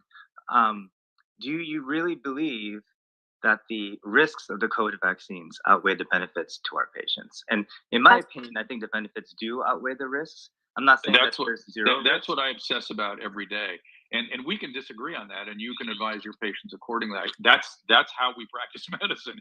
Right. But the fact that that is not being answered in a prospective way is astonishing to me. It is astonishing. It is. It is being answered? How? Yes. Okay. Well, the problem is, of course, these studies are not being done in the United States of America. In fact, UCSF professor Vinay Prasad complained about that when he talked about the Thailand study. The Thailand study was a prospective study. Can I just make another point on the issue of data transparency? So, under federal law, Aaron, can I finish? The vaccine was authorized. The federal government. I don't think he can hear. I don't think he can hear Steve. 1 second, Aaron. Point of order. Let's get Steve finished, then we'll go to you, Aaron. Yeah, Aaron, you can't hear. Yeah, Aaron, you can't hear Steve. So I'm going to bring you down and bring you back up. Sorry to interrupt. No, all good. Go ahead, Steve. Steve, go ahead. So in the Thailand, they actually did a prospective study. So I'm confused when Dr. Gu says that there's no data. The Thailand study was off the charts. The Thailand study looked and followed 301 teenagers aged 13 to 18. It's published in, I think it's published in a peer-reviewed journal, but if not, it was definitely highly respected because it was a prospective trial that was extremely well done. Vinay Prasad looked at it, and he's a stickler for details, and he was extremely impressed with this trial. And he mentioned how disappointed he was that no such trial exists in the United States because we don't want to know. But what that Thailand study showed prospectively is that the kids were healthy before, and that 1 out of 29 boys developed myocarditis. 1 out of 29 teenage boys developed myocarditis. So that's the risk. And the other risk is that almost 30%, it was like 29% and change, had expressed cardiac damage indicators, so higher troponins and so forth, that you should never see in a vaccine. Right, And right. So and the benefit, you know, that's what we're going to ask. we talk about the benefit. There's no benefit. There that's is the question. no, Okay. you know, like there's Steve. only one. Hang on, there's only one death per million in that age group, and so to see a benefit, like how are they even going to show that? Right. So that's exactly the question that needs to be answered. But Dr. Gu, we're going to go back to you, and that's sort of what's troubling me is when before the present moment, when a young male developed myocarditis, that was an overwhelming medical emergency that needed profound attention and careful follow-up. Now, I do know there's some data that suggests that vaccine-related myocarditis may not be as bad as viral myocarditis, though there is data disputing that.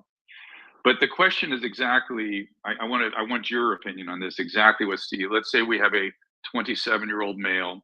Let's posit that his risk of myocarditis, let's say it's 1 in 300. Let's say there was only one case of myocarditis in that group in I think it was in Thailand.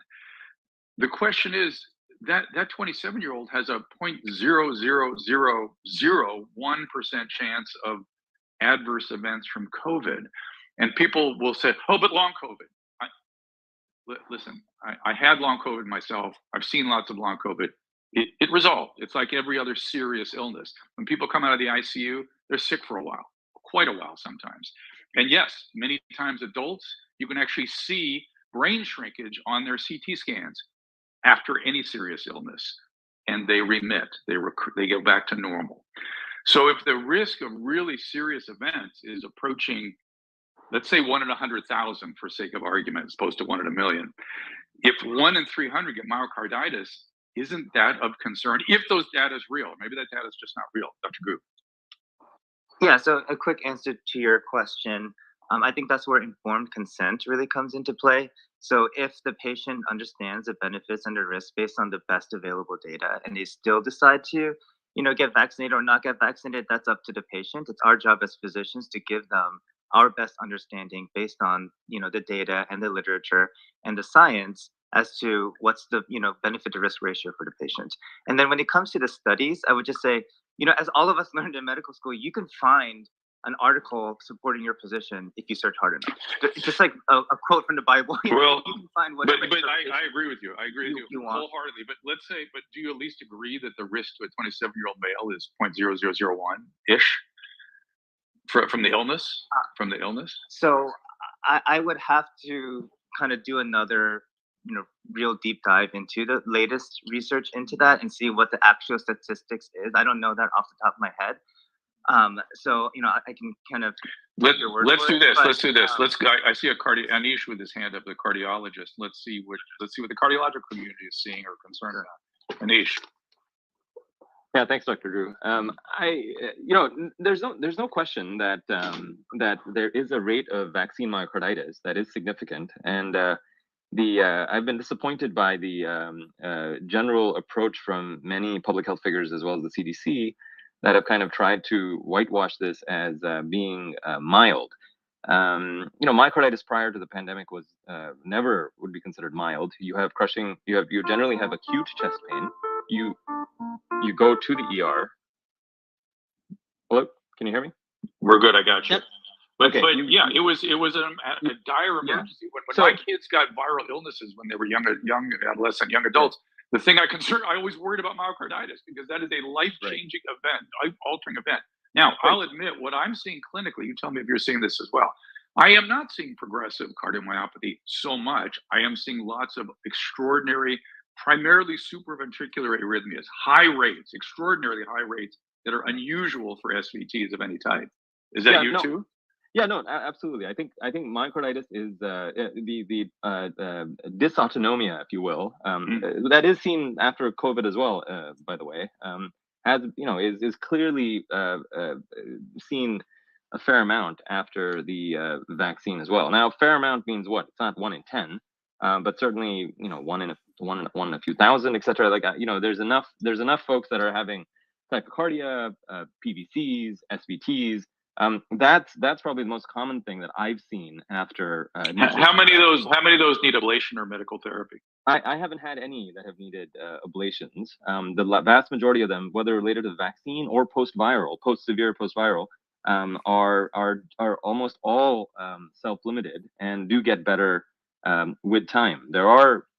So it is somewhat case reportable that you see these cases, and it's reported in the New England Journal. There are 2 cases of severe vaccine-induced myocarditis that resulted in severe cardiomyopathy.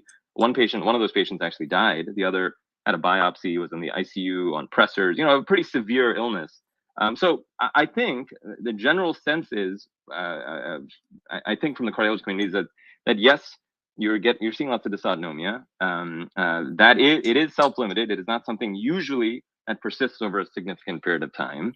And the same thing applies for COVID. But just to push back just a little bit to this idea for Dr. Gu, it seems highly credible, at least based on real world observation from a busy cardiologist, as well as based on multiple different data sets, starting in April 2021 with the Israeli data, as well as the DoD data from the US, right? So this isn't just one cherry-picked trial, one cherry-picked study about myocarditis rate. This is a vast array of data from multiple different countries, us as well, that suggests that the rates of vaccine, specifically mRNA vaccine myocarditis, are not small. We're talking about rates of 1 in 3,000, 1 in 5,000, 1 in 7,000, which is not small when you're talking about a recommendation to vaccinate every single person over the age of 12 or what have you. By the way, those rates I'm talking about are peak rates in 16 to 17-year-olds, at the young men category,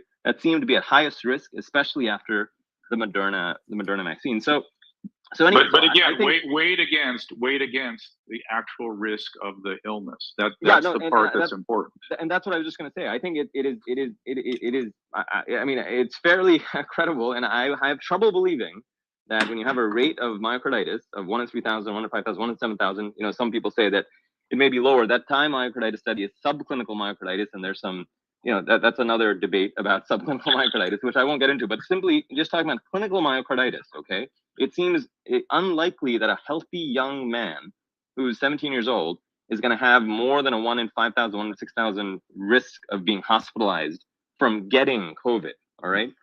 So, I mean, I think it's relatively clear from April 2021 that we should recognize the signal of significant clinical myocarditis in young men, and we should have probably reacted in some ways to that signal by making sure we were doing proper informed consent, number one, or even as many other countries did, say, hey, look, you know what? Unless there's something specific mitigating about you that makes you very high risk, we should probably not give you the Moderna vaccine, which is 3 times the mRNA dose of the Pfizer vaccine. So there were lots of things to do that for some reason we didn't do because we were so scared to say anything against the vaccine. And again, I'm speaking as somebody that ran a vaccine clinic that, I'm pretty sure there aren't that many cardiologists that directly put more vaccines in people's arms. So I'm not some, massive vaccine skeptic. I had a high risk population and I ran a vaccine clinic for many, many months when the vaccines became available. But we clearly got some things wrong, and that's unfortunate. Yes, I just want to make go ahead. I just want to make a quick comment on that. When we look at these studies, I think it's really important, and this especially goes for those who aren't physicians or aren't as well trained in science too, is we need to look at the total number of patients in these studies. That gives the power of the study. So the things that I like to go with are the ones that have maybe upwards of 100,000, 200,000 patients in the New England Journal, like randomized controlled trials that takes a look at the incidence of myocarditis, the incidence of anaphylaxis, the incidence of all these risks that you guys are talking about, weighed against the benefits. And if you look at the biggest and largest randomized controlled trials, it shows that the risks are really, really small compared to the benefit. And that's just the comment I want to put out there, because I know you can find studies that tell you whatever you want.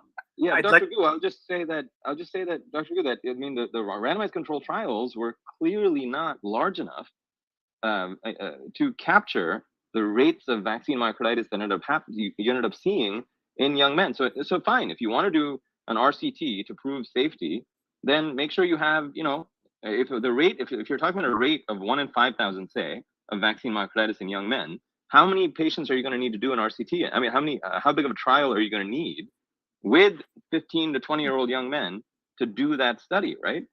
I mean, and given that the endpoint in that trial is going to have to be, hospitalization or some severe outcome, how many patients do you need in that trial, right? And so if you're starting to talk about, okay, oh my God, to power this study appropriately, I'm going to need hundreds of thousands of people in that RCT, then it begs the question, why are you trying to do the study? Because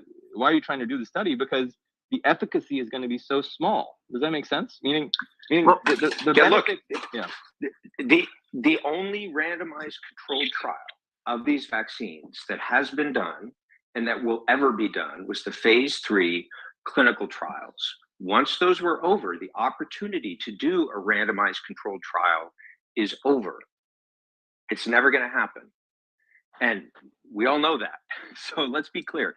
Those studies were not adequately powered to pick up a safety signal on the order of 1 in 5,000. So we have to go with the safety monitoring systems that are in place for the post-marketing surveillance, meaning what happens after you roll out the vaccine and give it to very large numbers of people. Right. And the idea that a randomized controlled trial is the only way to establish a causal relationship between the vaccine and a potential adverse outcome is nonsense.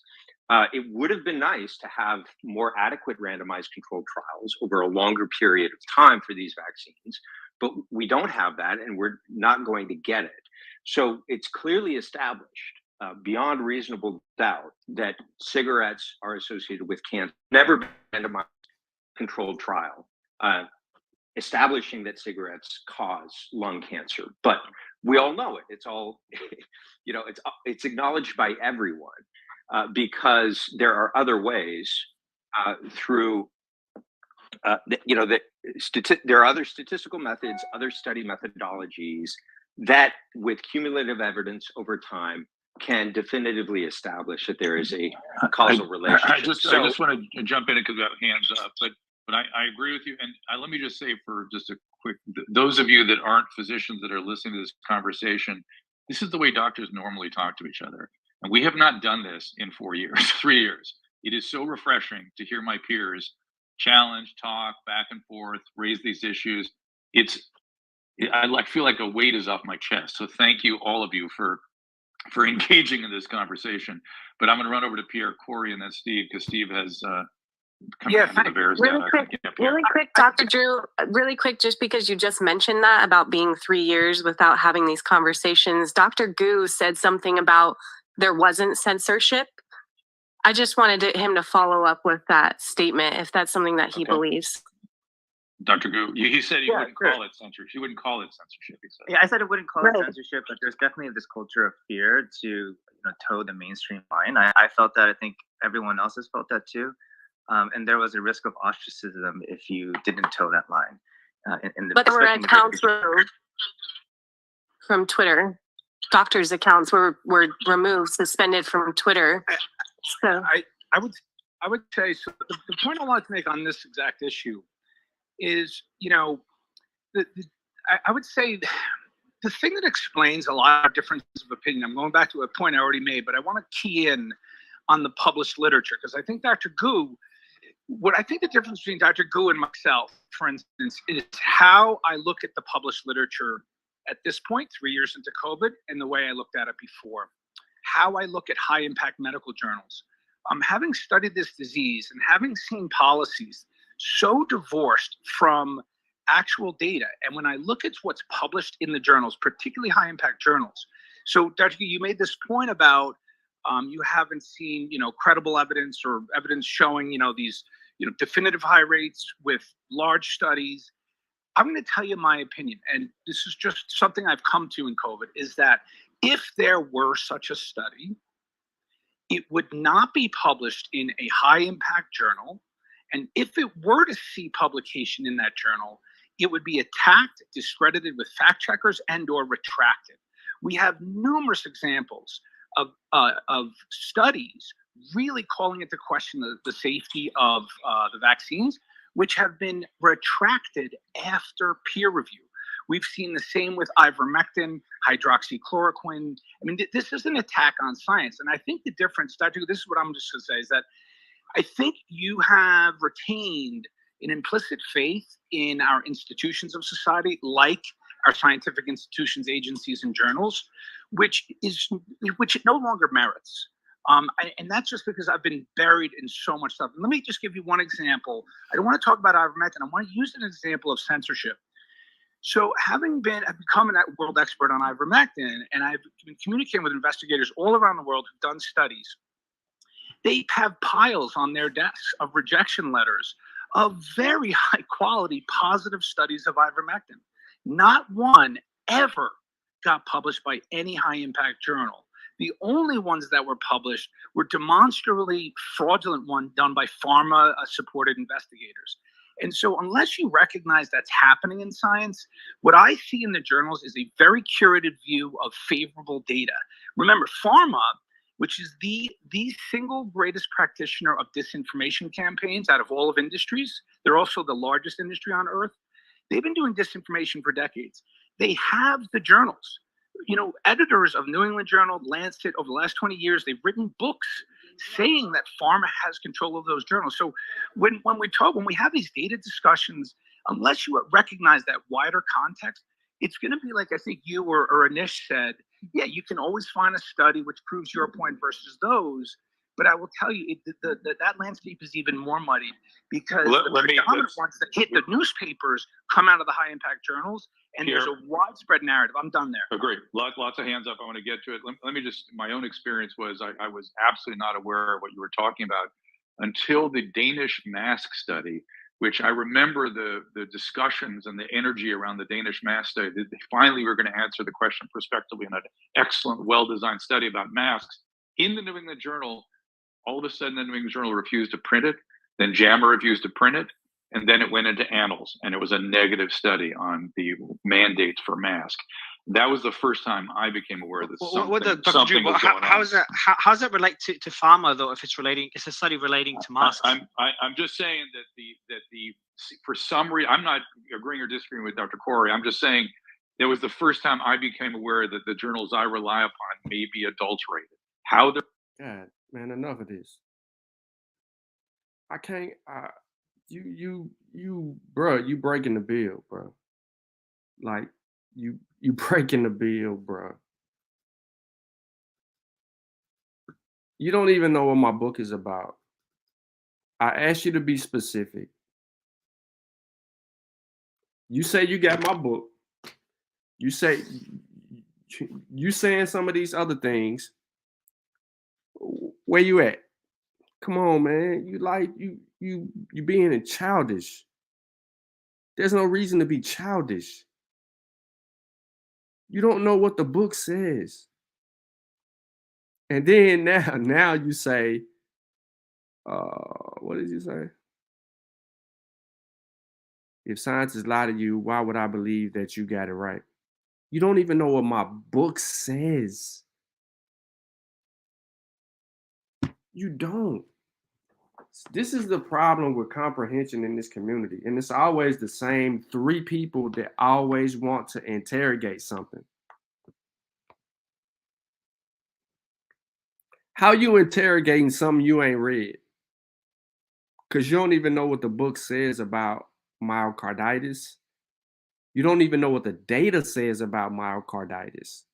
When the doctor that comes in and deals with hearts, when he spoke up in this conversation, he clearly made a distinction and said, well, are you telling me that you're one of the people to experience one of these issues when this situation is rare?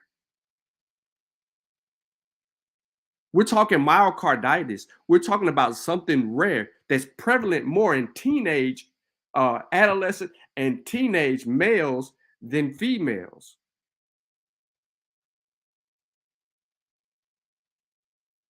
And then he went through and spit out data talking about, so you're telling me 1 in every 500,000 people that have this experience that he took it there, bro, with the data. there's substantial amount of data regarding myocarditis and the relevancy of this. This was supposed to be a debate about the vaccine. That's why the lady said in the second half of this, we never got to whatever we got to because we were stuck at myocarditis, and then they go on a tangent about myocarditis for a while. None of them have a problem with the vaccine.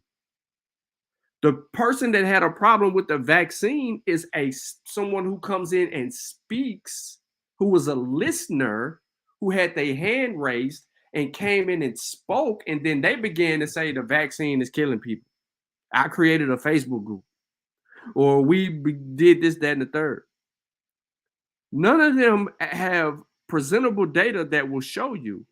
And that is also why all the doctors agree and says, well, there's always a level of risk with anything that we do. We can just walk into a hospital. There's a level of risk walking into a hospital. There's a level of risk getting into your car. There's a level of risk of walking outside your front door. There's a level of risk going to school.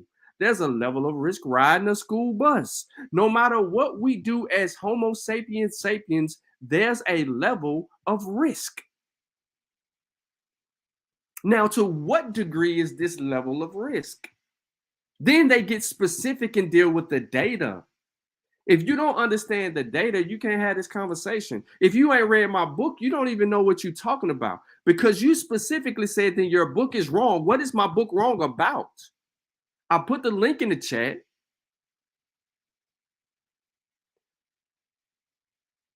How do you know there's no facts in my book if you've never read the book?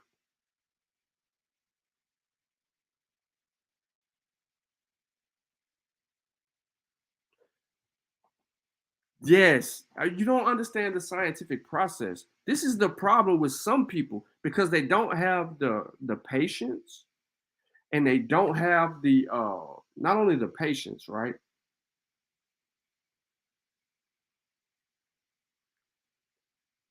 But they don't have the ability to comprehend. Maybe a 45, 50, 60-second TikTok would help you be able to digest information.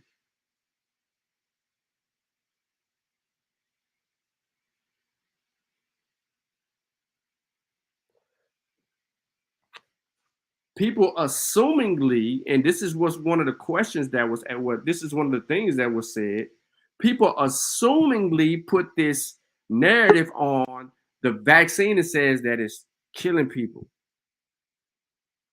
And then they start saying this, that, and the third, and then they're saying, well, the reason for it is myocarditis. But then they don't know about the whole health. And then they're like, look at the autopsies. Where they at? Pull the autopsies up. Let's review the autopsy. And how often is this happening?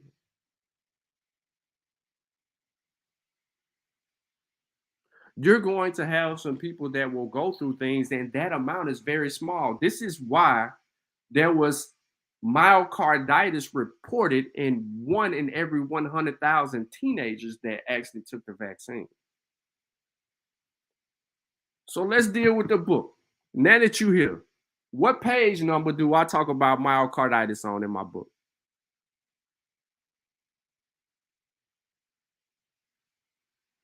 What page number and what's wrong?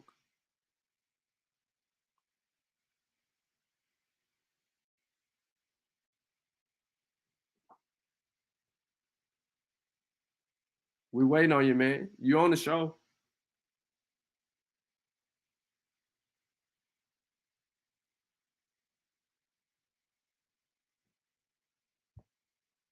You on mute, bro.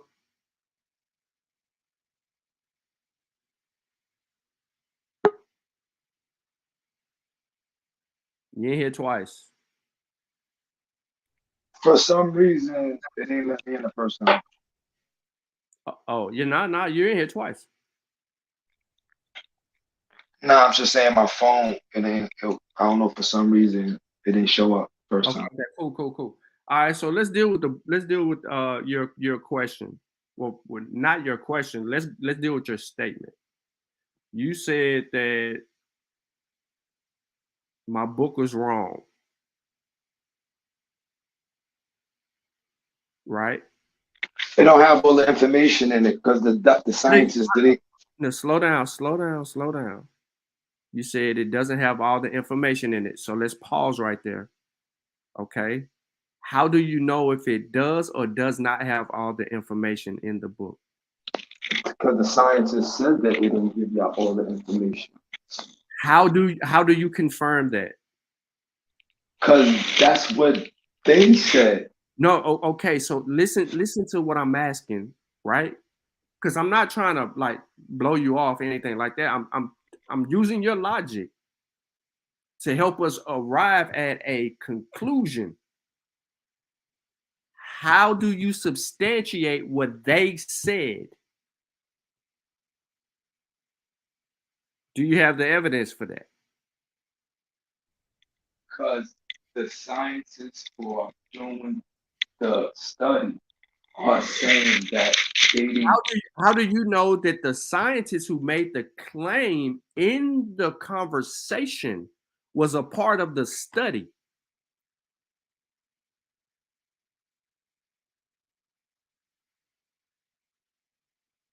You see where I'm going with this?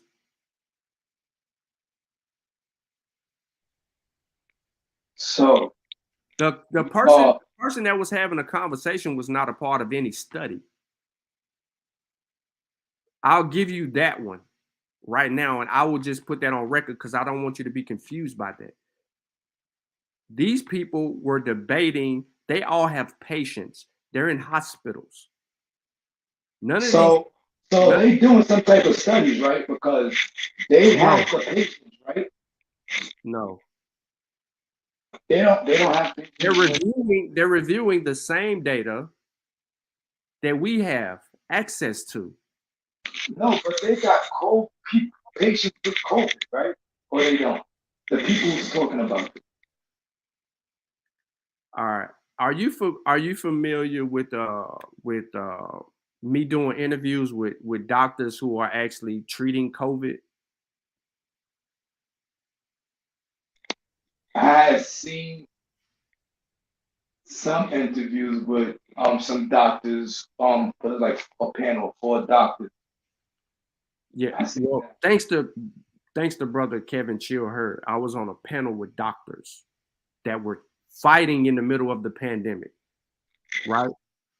So, 3 of them at the time that I did it with brother Chill Hurd, and then I got interviewed by another doctor and her colleague. Well, but her colleague wasn't speaking. She was pretty much ride with us during the show, and she also was in this fight as well. Mind you, when I dropped a book, Dr. Bonita Cole, who is you can look her up, John Hopkins, she got the book, sent her the book, and Dr. Linda, I sent her the book. And then the book is also in a doctor's office here locally. Well, 2 doctor's offices locally. And then there's some other doctors that also have the book and got the book, didn't have to pay for it. They got the book. So what I'm saying is, my books in the hands of doctors who have patients who are fighting against the very thing that has been attacking and harming people. But what I'm trying to get you to understand is, if we slow down what's being said, if we can't keep up with what's being said, right? We have to understand it's about the testing, right? What is being said is about the testing. They're saying that they're not. Well, no. There's several conversations that are being had in this form of a back and forth. Okay, because there's multiple things that are going on through the back and forth.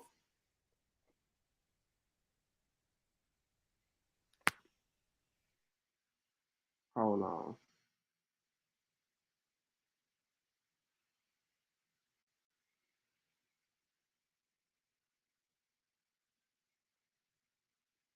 All right, so there's several conversations that are going on through the back and forth.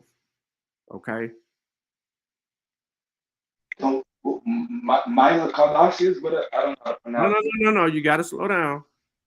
That's the only one I want to talk about. You say what? That's what I want to talk about. Okay, so now you're being specific. So you don't want to talk about nothing else that was said, but no, I mean that wasn't that the main thing? Because no, that's not the main thing. That's what I'm saying. There's several different conversations. We already know that it's not a vaccine, so we get past that.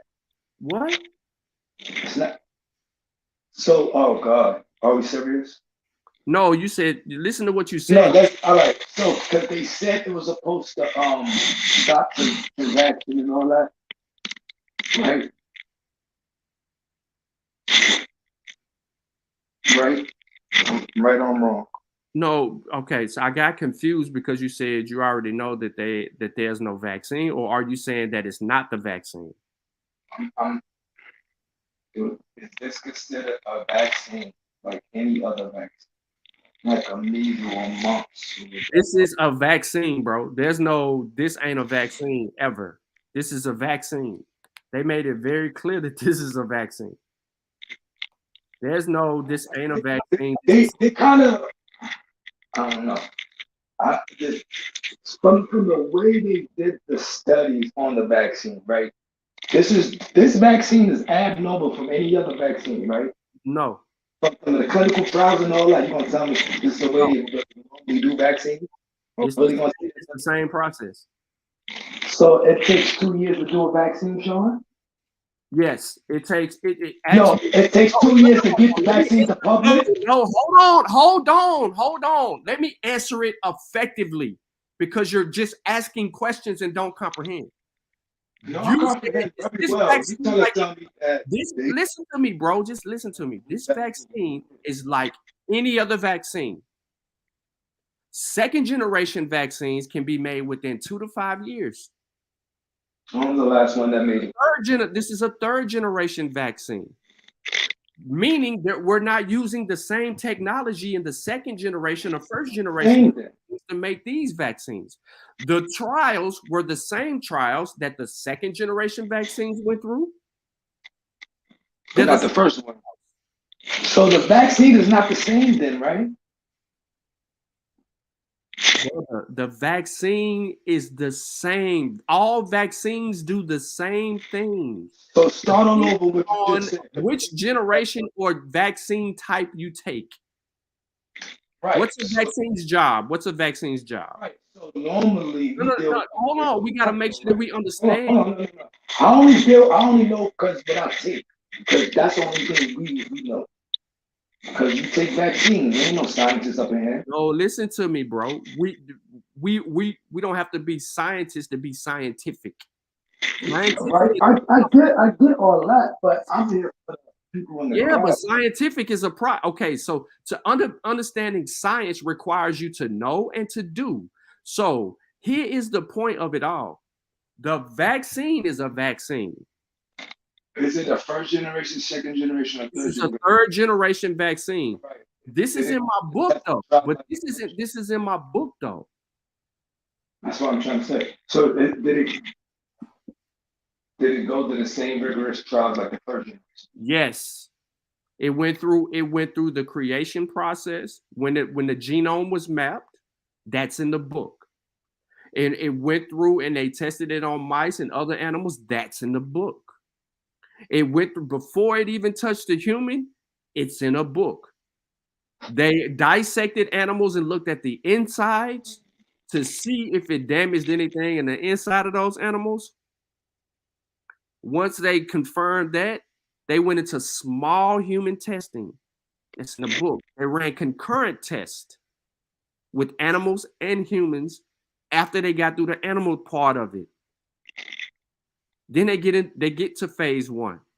They run phase 1 concurrent with other animal studies that they were doing. They stopped phase, made some adjustments to the vaccine, went back into phase 1, proceeded after phase 1, did the effectiveness and safety measures of phase 1, and then proceeded to phase 2, and then ran a phase 1 with a phase 2. Went through the phase 1 and phase 2, completed that, got other data out of that, went into a phase 3. When they come up out of a phase 3 trial, right? You know what happened when you come up out of phase 3? You look at the safety and the effectiveness of the vaccine. We had a 94 and 95% of infectiousness in the vaccine. We knew the signs and symptoms because they had people writing in journals, providing data and feedback on their signs and symptoms. You got the book, bro. You got to read it, bro. I walk you through that process. That's why it's called What SARS-CoV-2 Taught Me. You can't say the book is wrong and you never read it, because the book ain't wrong. It's a it's a heavy ass body of evidence.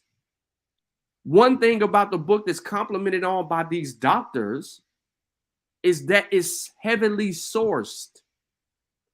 There's studies in there that they can refer to. The book, after each chapter, he dropped off. The information is right there in your face. So now we can move on to myocarditis.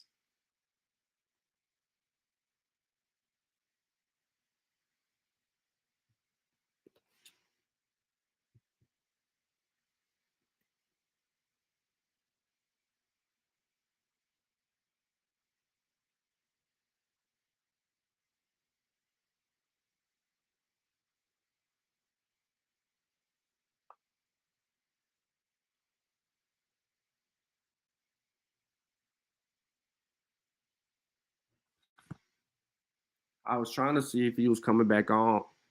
He don't actually have a point. He's confused because he's hearing one thing and not understanding the other. He didn't understand that this is a vaccine. We still stuck right there.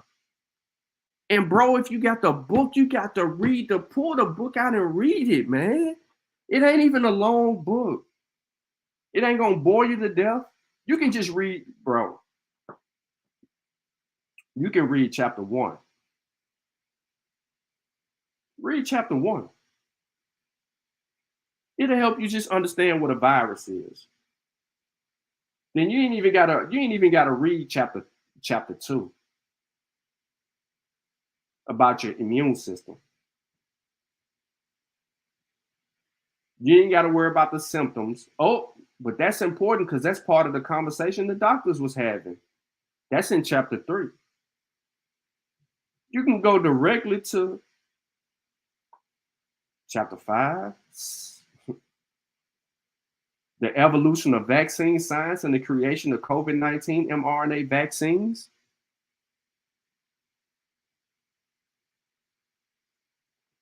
Chavis, exactly. The book is a multitude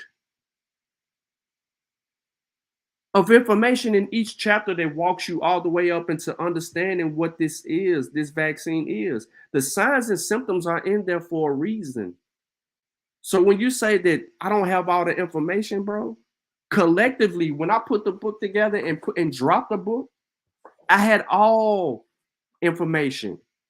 I can go revise this, or I can write an extended version if I wanted to, by adding additional information, because the information that I have here is a foundation to be added to. I don't have to remove anything. I can go in there and add to it.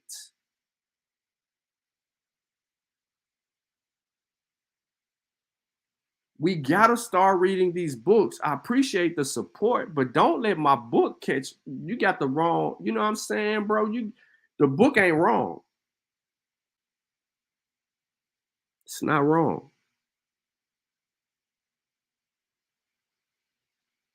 The book got hella facts in it, hella sources.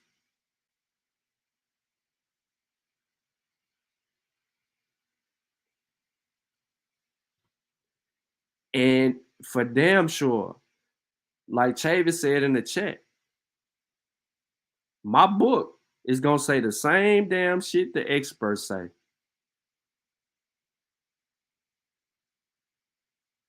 The same shit.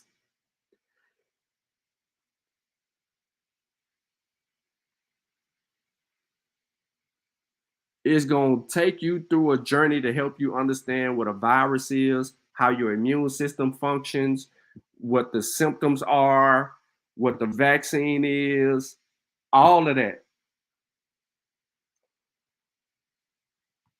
It's going to walk you through that process.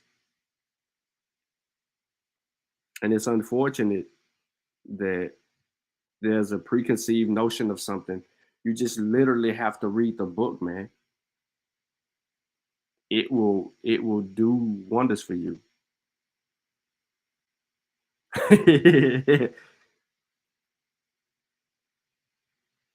Yeah. And I think that many people aren't understanding because the debates. Okay, so here's the new conversation. Now that you have over 260 million vaccinated people with at least one dose or two shots vaccinated, right? There's a very small percentage of unvaccinated people in America now. So what's being measured and reviewed now are deaths. Because you still got people dying today from COVID. Some vaccinated, some unvaccinated. But the vaccinated are more than the unvaccinated. And the vaccinated are older. But you have to understand the why. This is why 2 years or 2.5 years ago, when you listen to virologists and things like that, they're talking about we will see how effective the vaccines are when it comes to having the population vaccinated. So here's the thing. And just to be a little clear, the deaths that are occurring from people who have been vaccinated, and notice the doctor said, well, hold on, let's get this right. Vaccinated and got COVID. Because you can be vaccinated and catch COVID and that'll take you out. And then that death is going to show up as a COVID death, but they were vaccinated. But then you got to go back and look at the interior. COVID caused some things, meaning that COVID bypassed your protection and ultimately ended up killing you. But what was the age of the person who caught COVID and yada, yada, yada? Then that changes. They haven't separated that data from quote unquote the anecdotal, this kid got the vaccine, had a myocarditis response, and died. That's not separated. That's included in that death. We have to read and comprehend data. One thing about what SARS-CoV-2 taught me is it gives you an opportunity to understand how to read the data.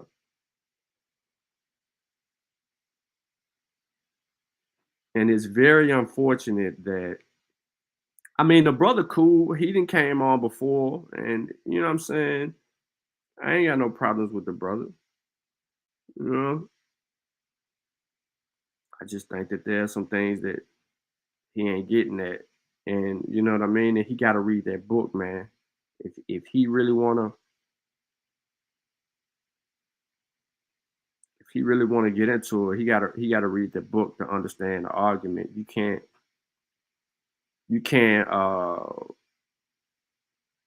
Google yourself into conversations and you're unprepared to kind of like deal with it in a sense. Yeah, we even had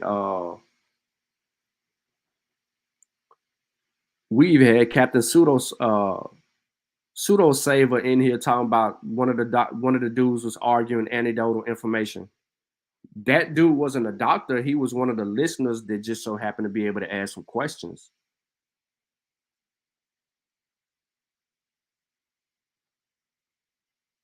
Keenan, I didn't want to even mention that because you just said this information before.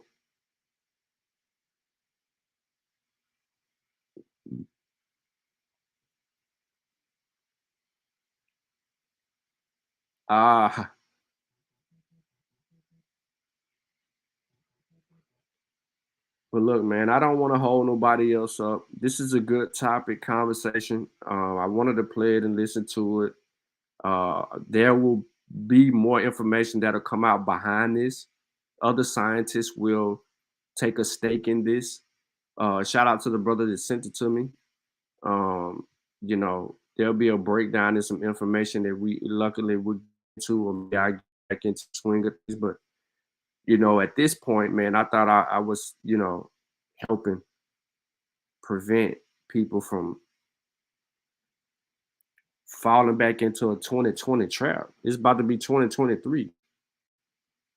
Think about it. COVID-19 is 2019, the end of 2019, right? The end of 2019, we've been living with COVID for 3 years. Vaccine 2 years. Going on the 3rd year. Going on the 4th year living with COVID. Like, we got to get out of our own way, man, and stop tripping. You know what I'm saying? I appreciate y'all getting the book, but read the book, because it, you know, it's information in there that's going to be very resourceful to you and help you understand what it is that's actually being said. And to say that the book was wrong or don't have all the information, you can't attest to that, because you don't know what's in the book to assert that it's missing anything. So, you know, you're tripping with no map. And in the back of the book is written the way that it is to allow me to be able to update when I want to about certain things.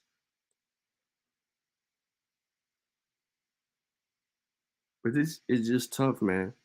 This is tough. But nah, maybe I'll come back later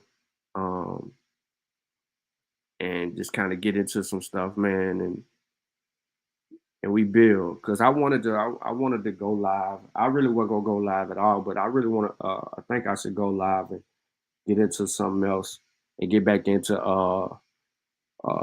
you know, how we began to speak and all of that. There's a lecture that I want people to tap into, and I believe I provided people with the book, the source to the book already. But that lecture is dynamite.